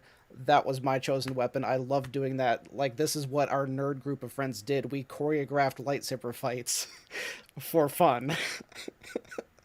Yes. We've had very different lives. I know. I'm like, we just used to sit around, drink 40s, and smoke weed, and you're like, no, yeah, we actually choreographed. Jesus. Okay. No judgment. Look, hey, no judgment. I tricked all my friends into doing podcasts, so my cousin used to do staff exercises that he got from Xena Warrior Princess. Rad. That's hardcore. I would be so much fitter if I had been into that when I was younger. Like, I feel like doing podcasts for 10 years now, and like all we would do is drink beer like every Thursday night and record that podcast. I feel like if I was training on bow staffs and shit, I would be far fitter and I would have far less back problems, I feel. So anyway, the point of that being that from that life perspective that I had, I would look at that scene and I was like, this fight does not make sense. She knows how to swing like this. she doesn't know how to swing like this. Like it is a different bit of muscle memory, but I could let that go because you have not had that experience and most of the audience has not had that experience. So I'm like, yes, they set it up where she has a bow staff, so that's her trained, training and fighting and blah blah blah. The ending totally made sense with, oh, the force, I understand the force, I'm going to go into the flow state and I could beat him, blah blah blah. What didn't work was that they, I think, should have had Kylo way more injured because he had the blaster bolt shot, and then Finn nearly cut off his entire arm. So he's got two major injuries that don't hamper him whatsoever, and the fight went on too long before she goes into her flow state. So cut the fight down a lot, where he's just like angrily swinging around. He could barely walk because he's so injured, but he still gets the best of her because she doesn't know what she's doing, both with the fighting and because he is a semi-trained force user. Then she goes into her flow state after they've only been fighting for 30 seconds or something. All of that makes way more sense now and doesn't feel as Mary Sue-ish as most audience members think so, which I'd love your description because I agree. I think this is a scaled range, and what I keep coming back to is Kira from Solo, because she is a way better fighter than Rey is. But as far as I've seen, you don't see the Mary Sue label thrown at her like you see thrown at Rey. And I think it's because of the way that those skills were introduced, because in Solo, you see her, like, you see the explanation of, oh yeah, he's been training me to fight in Krav Maga for years. And you see that before her big epic battle with the boss dude at the end. So you know that this is coming, you know she has this skill set. It's introduced in a better way than Rey's skills are introduced. So it's not that people are upset about the Mary Sue, it's just the writing, and most of the audience is just not educated enough in the process of how do I evaluate this writing to know what the problem is, and so they just latch on to, oh, it's a Mary Sue problem, when it's not. So the Kira thing, one of the tools for credibility, I've learned so much more about this, like, since I made that initial video about Rey being a credible pilot, etc.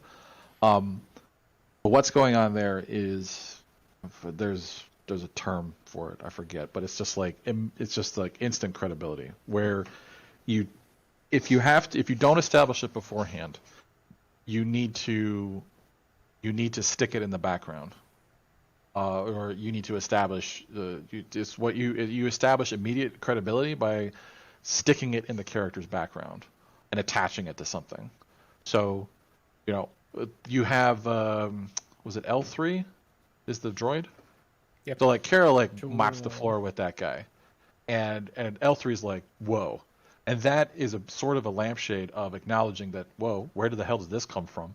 And then she goes, oh, this character who I've been with for, or who has been in my background for X amount of time has been showing me how to do this. And you go, okay, you've immediately established the credibility for her having done the thing. You didn't establish it. We didn't know she could do it beforehand, but you establish it now.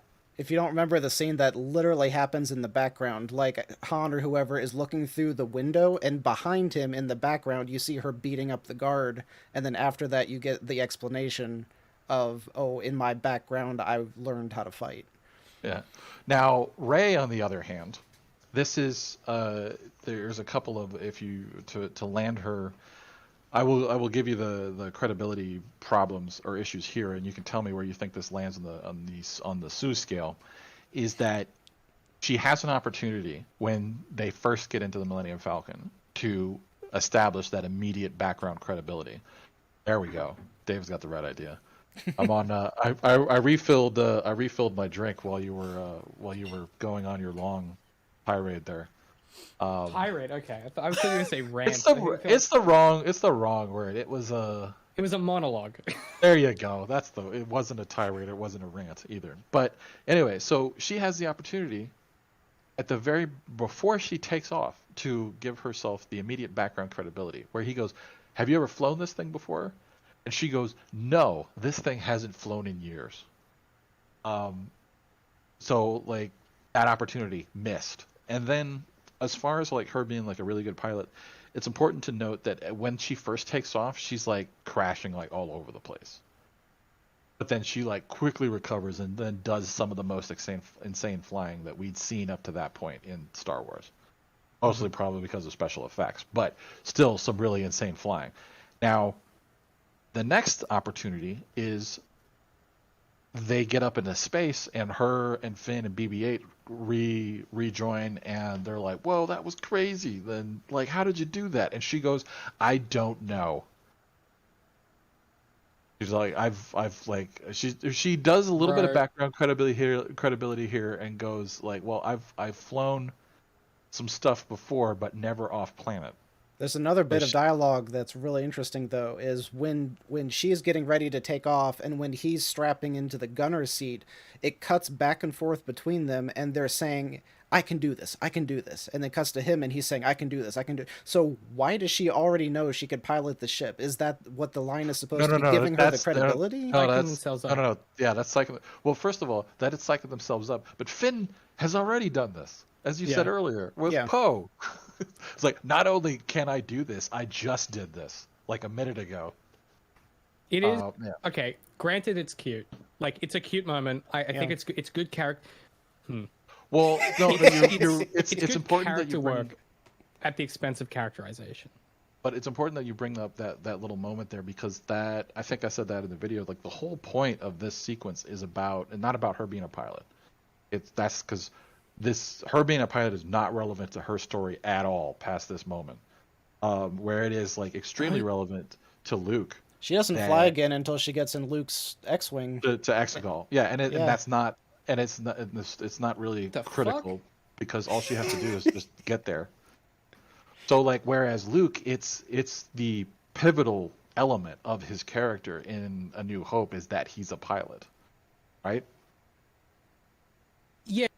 So this moment is not about establishing her as a pilot. This moment is about like her and Finn growing a bond together, because at the finale, or the climax of the scene, is her killing the power and flipping over so that he can shoot the gun and kill the TIE fighter that's chasing them. And that is cementing their bond, etc. Yes. Yeah. So if you look at it that way, it's a very cool scene, but that's overshadowed by the fact of she's not really credible in that moment. And they gave her this like I wouldn't go I might go as far as to say hyper competency, but like very good flying skill. It's crazy, dude. Like, it's nuts. But it's kind of an ass pull, and it's really only relevant to now, and that's it. I think one of my issues, this is going to be a stupid sentence, but bear with me. One of my issues with the sequel trilogy is how much it's interested in Star Wars. I know. Let me explain.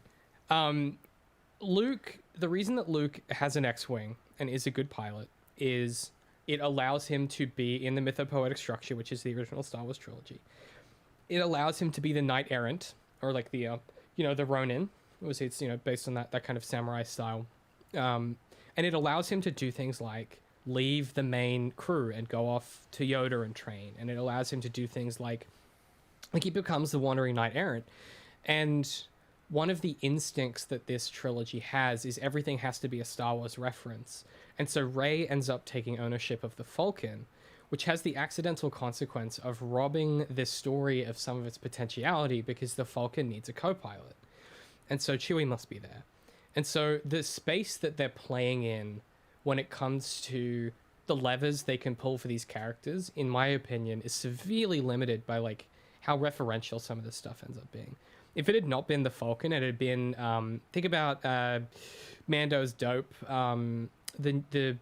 his original Razor Crest, which is one of my favorite gags in that show that just constantly gets ruined, and then he builds his new cool Naboo starfighter, hybrid thing. And it lets him be the knight errant with Grogu.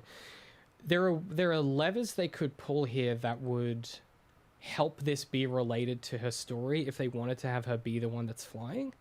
But also, like, candidly, it feels odd that you introduce Poe Dameron as the best pilot we've ever fucking seen in our goddamn lives, and then immediately Rey is also the best pilot we've seen. It's odd. Like, it's an odd choice to me, to give her that skill. And it feels like they gave her that skill because they wanted her to fly the Falcon. Like, that's candidly, like, if I had to finger in the air of like what's going on here, because the Falcon's a Star Wars thing, and that gives them the connection to Han. Like, the fact that she gets involved in the story at all is a coincidence. It's because they happen to steal that ship, right? She happens to find BB-8. BB-8 Well, happens to run into her, right? Yeah, you just clued into one of the other big issues of the sequel trilogy, and especially the Force Awakens, is that a coincidence can begin a story, but after that we should have a logical progression from A to B to C, etc., and not just be and then this happened. Yeah, it should be this happened, then this happened because of this. Like, it's Sean Coyne, he calls it active versus passive turning points. So his thing is, you can have one passive turning point in a story. You can have one thing that's a coincidence, and after that everything doesn't have to be at the start, but everything else has to be active. The second you have too many passive, it feels contrived. Well, the only exception to that, well, it might not be as far as number, but the only exception to that I've heard is that anytime that you have a coincidence, it should be a negative. It should be a complication. It should make, because that's the Pixar rule, is that a coincidence that leads to complications is interesting. A coincidence to get out of complications is cheating. Yes. Yeah, exactly. I mean, like, the obvious example is, I'm trying to think of one that isn't. It's you're trying to think of one that isn't from The Last Jedi? Yeah. The quintessential one to me is the hacker in The Last Jedi. Them running into him. Yes, him being the exact person that they're looking for that can solve the problem that they're in. Yeah, it's absurd. An example of where this works, I think, an example of where this works is, say, like in early Styx Lord of the Rings, where I'm talking about the films because the books are a little bit different, where Frodo and Sam ran into Merry and Pippin, and like that immediately, short term, is a problem, and then long term, becomes like part of the story, but immediately is an issue for them because they have to conceal this quest that they're on, and then the writer turns up and they almost get them caught, and then they're the ones that cook the bacon. Like, that coincidence is bad. Until these characters learn to mature and play for Team Good. The other way that you can do this establishment of skills is, like, you just open with the character doing them. You think about Qui-Gon Jinn and Obi-Wan in that first story they're in. And the first thing they're doing is, like, they're doing this diplomatic thing. They escape an assassination attempt, and they just, like, they fuck up some droids, like, instantly. And you never again in that story question, can these guys fight? Because it's established, and you also, one of the other ways that you can do it is you have it's a mechanism that can vary in its success, but one of the things that is difficult about characters is if they tell you what they're good at, it can feel weird. But if other characters are talking about it organically, that can lend them credibility. So, third-party validation. You don't need someone to say, Jedi Knights are like this, that, and you don't have the Jedi in that first. Well, you do later, but the way that you're introduced to them isn't Obi-Wan and Qui-Gon being like, and here, man, if only we weren't sitting in this boring meeting room, I could bust out my lightsaber and do some Force powers. You get the ways you see them do it. You get other characters talking about them. The way that people, like, they have a reverence when they're talking about Jedi Knights. Anakin's like, you're a Jedi Knight, aren't you? And they're these mystical warrior figures, the monk order. And third-party validation is a really easy way to do it. Rey's biggest problem is that she's alone, so there's no third party to validate it in a positive way, and they miss a trick, I feel, in not adding negative validation. And what I mean by that is, if she's a really good fighter, maybe we get a sequence where when someone the boss says, hey, go and get her, and someone's like, boss, I don't want to do that. She's going to beat the crap out of us. And he's like, I gave you a fucking order, go. Like, that's going to give you that validation that she's good at fighting. Or, you know, I mean, you get the third-party validation from Kylo Ren for her Force abilities, where he's like, he says to,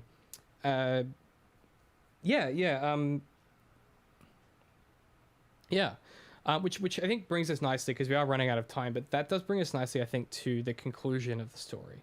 So we go through all this bullshit, we're doing another Death Star, and we get, by the way, Poe Dameron, fucking absolute MVP of this whole sequence, completely crushed it. But we get the final sword fight where Finn gets absolutely, like, almost instantly nuked by Kylo Ren. It's very fun to me. And then Rey, the sequence is Kylo was trying to grab the sword out of the snow with the Force, and he goes to, and then she pulls it past him with the Force and catches it. And she ignites the saber, and it looks sick as shit. She ignites the saber, and then they have this fight in the snow, and she's immediately on the ropes. He's like he's just pushing. He's basically like toying with her to an extent, like he's pushing her back, but he's clearly hurt. You know, he's bleeding because he got hit by the dog of the group. He's big bowcaster thing. There I go again, insulting the Wookiees. But he gets gets hit by the. They're not real, okay? It's not a real person. He's injured, and he's sort of like amping himself up with his rage and things like that. Gets her on the ropes, and they get into a sword lock, and he says, "Hey, you need someone to teach you in the ways of the Force. I can teach you." And she hears that. She goes, "The Force," because Maz Kanata was explaining to her just after she touched the sword, which is she has the same Force echo power that Cal Kestis from the video games does. She touches the sword, has a vision. And Maz explains, hey, this is the Force that connects us, it surrounds us, it binds us, etc. She remembers that, and she closes her eyes and feels it, and then she comes out swinging, and she kind of knocks him back, and then defeats him pretty quickly. And then obviously we have the third party intervention of the Falcon arriving, and everything goes from there. But people's biggest complaint with this moment is, how could she beat Ben Solo, this kid with like full Jedi training, etc., etc. Now, obviously, like, if we want to be literal about it, which let's just do that very quickly, because otherwise we'll get a comment. Kylo Ren is injured. He's just been shot. He just killed his dad, so he's not in a good mental headspace. He's way too aggressive. Like, he's just doing these big baseball bat swings. And also, like, he's never fought her before. So, you know, as I'm sure Darth will tell you, as a person who's done real-life sword fighting, one of the biggest threats to someone engaging in melee like that is if you don't know the other fighter. You're more like, and fighting an amateur, because they'll do stuff you're not expecting, which is incredibly dangerous. That's why you have bracketing in sports, right? Particularly in physical encounters. That's why you have different tiers and weights and things like that. Is there anything you want to add to that from a technical perspective, Doc? He also doesn't want to kill her. Yes. He wants to turn her. He really goes back and forth on that. The whole trilogy, though. We talked about that. That's one of my favorite bits that we talked about on the last part, where it's like, yeah, he completely forgets that he's there to recruit her at the Death Star in Tross. But no, it's the same situation here. Is that the excuse for, like, you're absolutely right, and a lot of people forget that, you know, she's losing until he like pushes her to the literal edge. And then she taps into the cheat codes.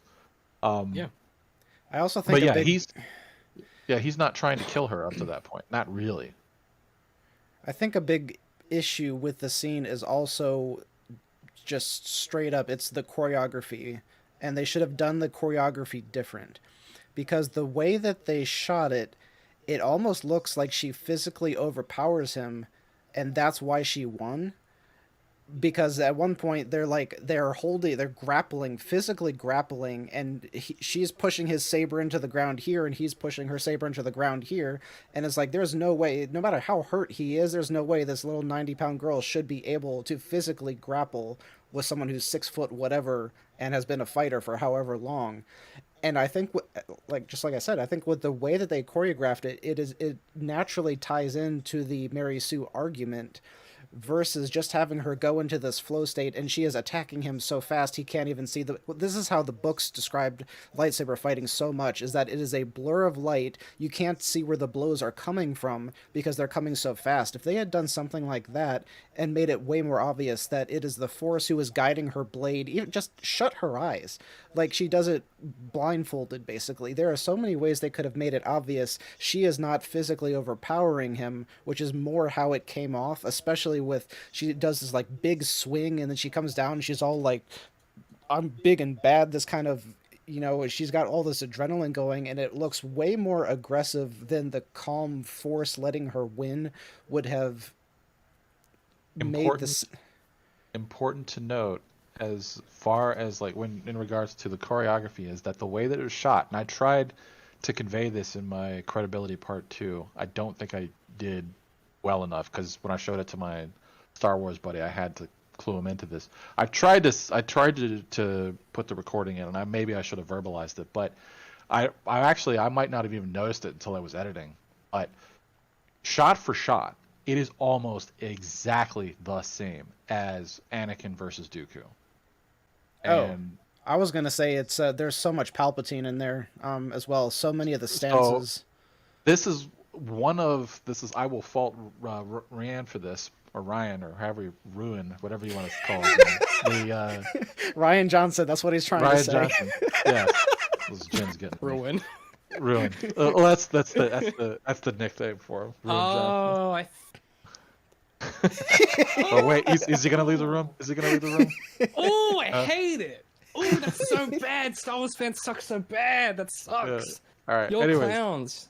You're some kids, man. Shit. So it was probably one of the bigger missed opportunities of the sequel trilogy, is to not really lean into that, because again, this is in the script, is that she's not really tapping into the kind of the Force that she really should be. She's going to the dark side here, and she's going to kill him. She wants to kill him, and then that choice is removed from her by the ground splitting. And I always kind of thought that, yeah. That's in the script. They don't really convey that well enough in the movie, and then Ryan doesn't pick up on that at all when they go into the Last Jedi, because like that should have been like a big question for her with Luke, like, yo, I did this thing, and I did the thing that the lady told me to do, and it was awesome, first of all, but I wanted to kill this guy. Dude, imagine her eyes glowing with like the Sith yellow, like in that moment. Okay, hang on. It's not Sith yellow, it's dark side yellow, because you can be a dark side user and not be a Sith. And you would know that if you weren't a fake Star Wars fan. I know. Truth. Check. So dunked on. And boom. Yeah, so no, but so I think in my other video I'd said like her summoning the power to beat Kylo when she's at the edge of the cliff is the first time that she uses the Force in the movie, and this is the third time that she's used the Force in the movie. The first time that she's used the Force in the movie where it is credible, because much like Obi-Wan telling Luke, you need to do this, or like, this is how you do this thing, and it's important that I tell you how to do this thing because this is what you're going to have to do at the climax of the movie. This will be important. Yeah, and so Maz tells her exactly what she needs to do at the climax, and then at the climax of the movie she does it. However, this is the third time she's used the Force, and she did the ass pull with the mind trick, and then she did it again. She did it again. Mind trick to get out.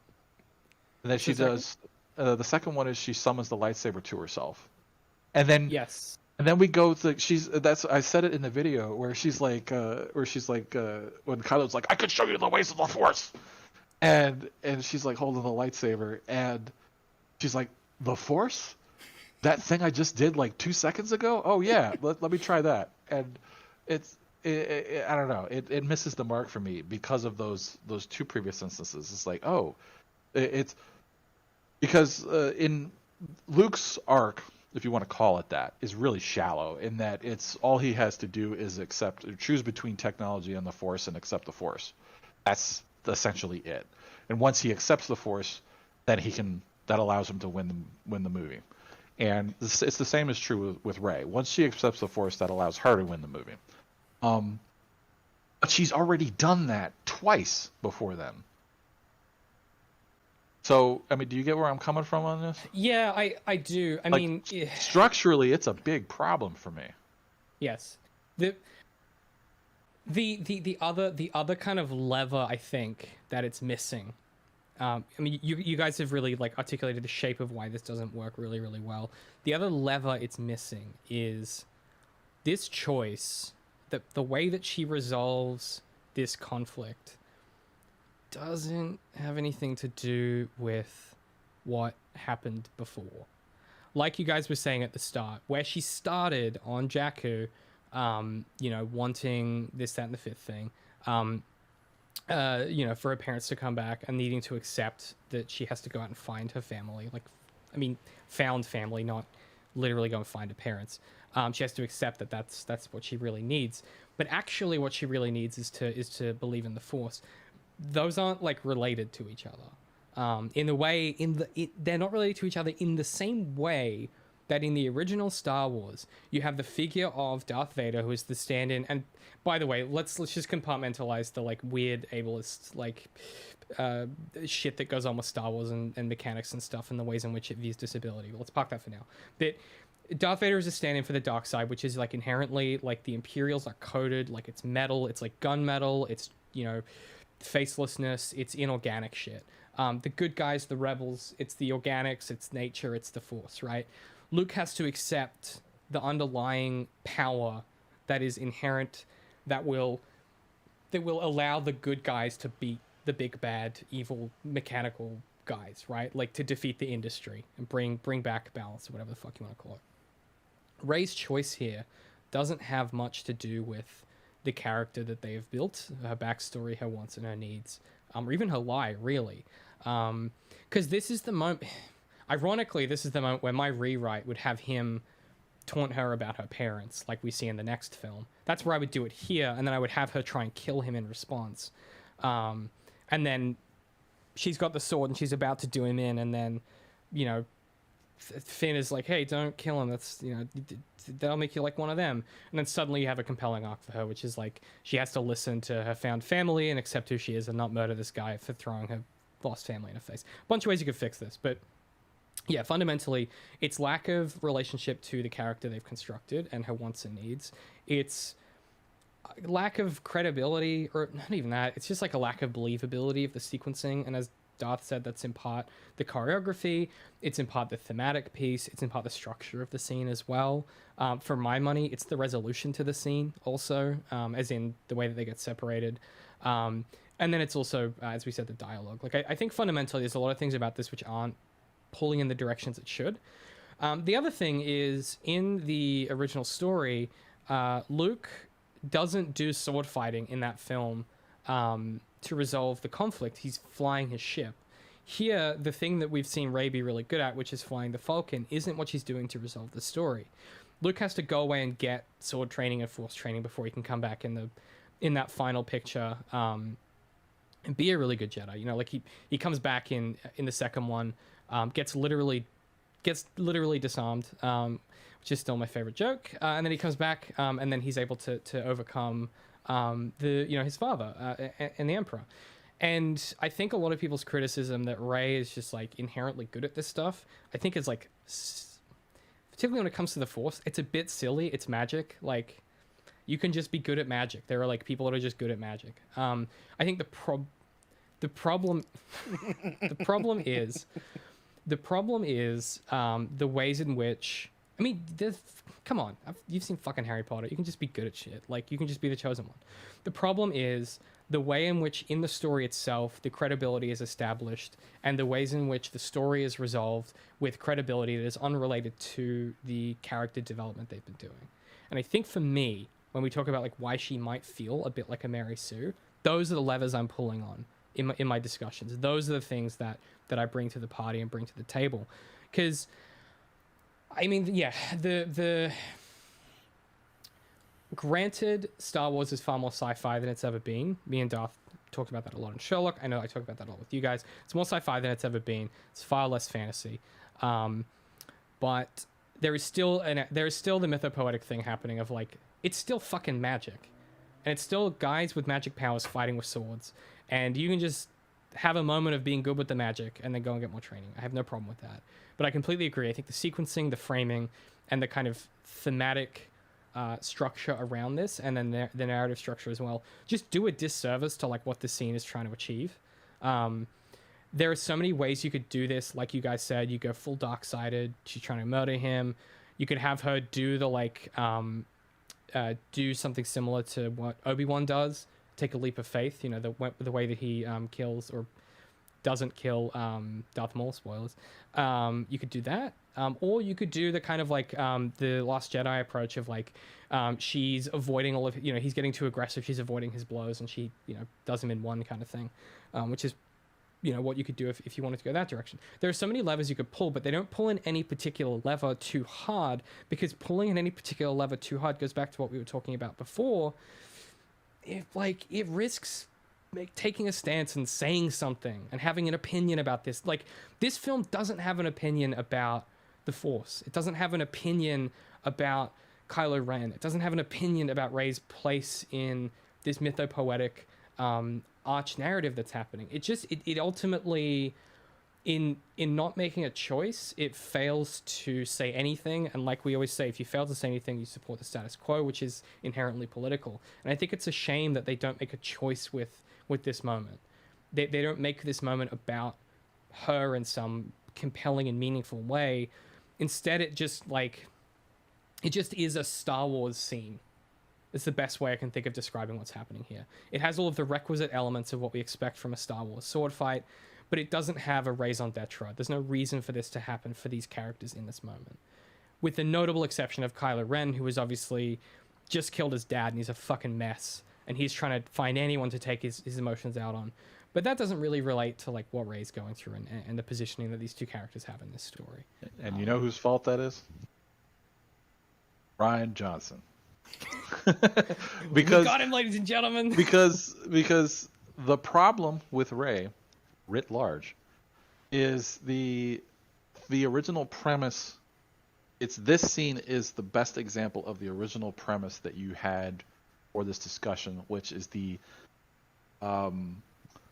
lack of consequence, or the conflict, or the negativity, or however you put it at the beginning of all this is.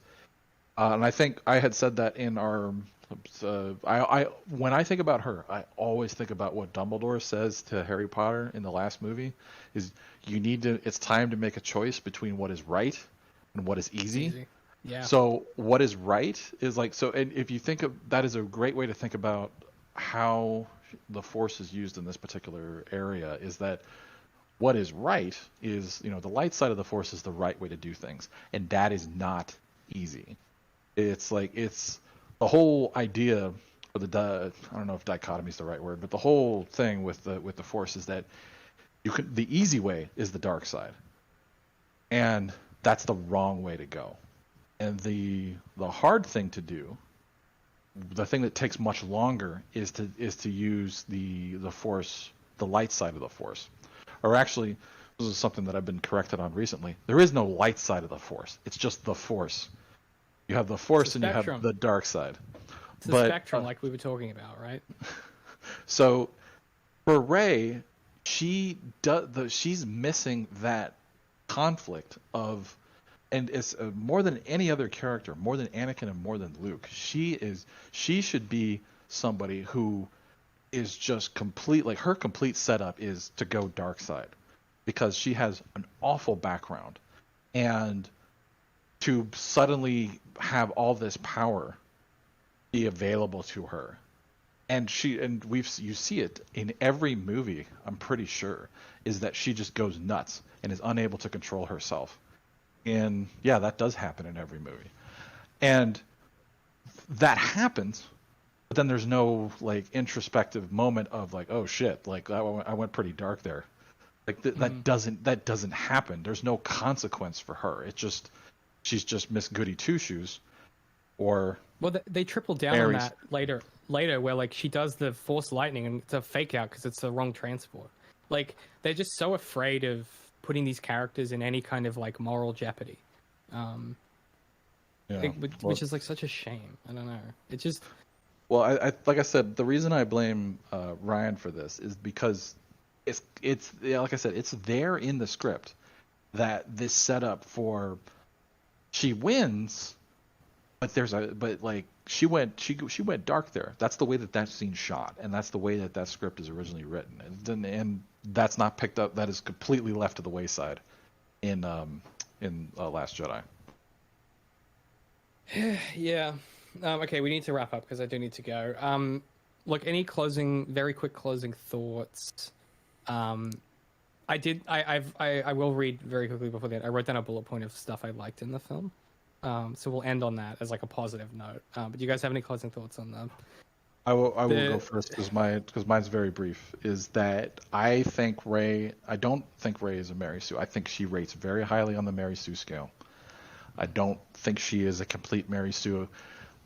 And I also think that she's definitely a more complex character than Luke is in A New Hope, and then probably as well as Anakin in The Phantom Menace. I think she is a more complex character than those two.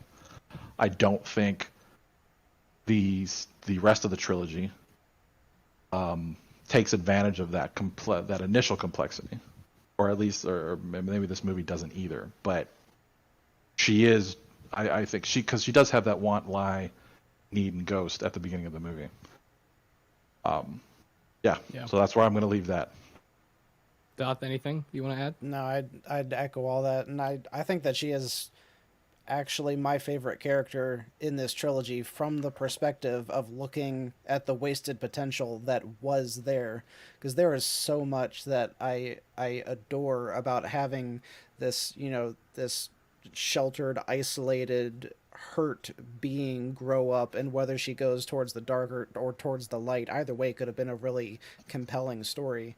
And I love the way that everything was broken down with this Mary Sue's scale and all. And yes, we want everything to be black and white, especially me. But the most literal man on the planet. Yes. Yeah. Yes. No, I agree with all of that. I mean, I think my monologue in the middle pretty much clarifies my position on a lot of this. Go and watch Andor. It's a story that thinks about other stuff and pulls those levers and does things with them and has characters talk about them to each other, and is just everything that Star Wars has needed to be for a long time. And the Force isn't there at all. The Force isn't. Oh, it's good. So good. Okay. Let's very quickly. God, I could talk about that show for. And we will. Anyway, we will. I wrote a quick list of stuff I liked in this film, so I'm going to rattle that off, and then we'll do pluggables, and then we'll wrap it up. I already said this, but Han immediately knowing. Huh? I'm going to give you a yes/no, and if I agree. Okay. Han immediately knowing Finn isn't with the Resistance and giving him that like, come on, look, is very funny to me. Yes. Rey says, I didn't realize there was this much green in the whole galaxy. Is some Luke Skywalker ass shit if ever I've heard. Beautiful moment. Yep, very good. Well, also, what makes that moment even more beautiful is the look that Han gives her when she says that. The pity. It's so good. And then he offers her a job, and I'm like, big dad vibes. Maz's bar is awesome, but her... Yeah, go do that instead of the rest of the movie. Go work with Han. 100%. Go do smuggling adventures. Maz's bar is awesome, but her design makes me want to put my head through a wall. I think I already said that. And the sequence where Rey goes and finds Luke's sword is still incredible. Always makes you go, damn, would have been cool to see the Knights of Ren. It's a good question for another time. Good question for another time. Darth, where can people find you on the internet? You could go to the YouTubes and search for DARTH''D. And what I have right now, I've got a 14-page script on digital commerce that I'm just finishing up, which is awesome and has nothing to do with Star Wars whatsoever, which feels like a lovely break. And then another script on the monsters of Star Wars, where I'm looking at all like the huge beasties and stuff, which is just so much fun to be going through. And then a third one that's in editing right now, which ironically I utterly forget the topic of. Oh, humanizing the villain. That one is all about how like the Tusken Raiders have been like reformed so that they're no longer just mindless savages, and Kylo Ren was humanized, and all these different characters have been humanized. But like, why? Why is that such a big topic in Star Wars? It all started with Darth Vader, but why did it keep going? Those, yeah, sounds fascinating. Brian, what you got going on? Got anything going on? You can find me at RYEBOLD on the YouTubes. I haven't done anything in a long time. I should be doing something soon, but instead we're doing this. Yeah, instead we're doing this, and most recently you can find me struggling to articulate a thought in Darth videos. Yeah, on his channel. Love it. Get into it. You obviously can find everything we do at ZeroIndent.com. If you want to get merch, underink.press. There will be a t-shirt of some description for this show. We're doing like a piece of merch for every show that we do. Go check that out. And when you hear this, our Daredevil show will be out. The first episode dropped a week ago, where me and Patrick are rewatching all of Daredevil and talking about its philosophy. I'm so proud of how that show turned out. If you like the way that we talk about stuff here, it's a show where we do it, but about a thing that's good, which is even better. It's like the anti-Sherlock show, where we're just happy to be there every week.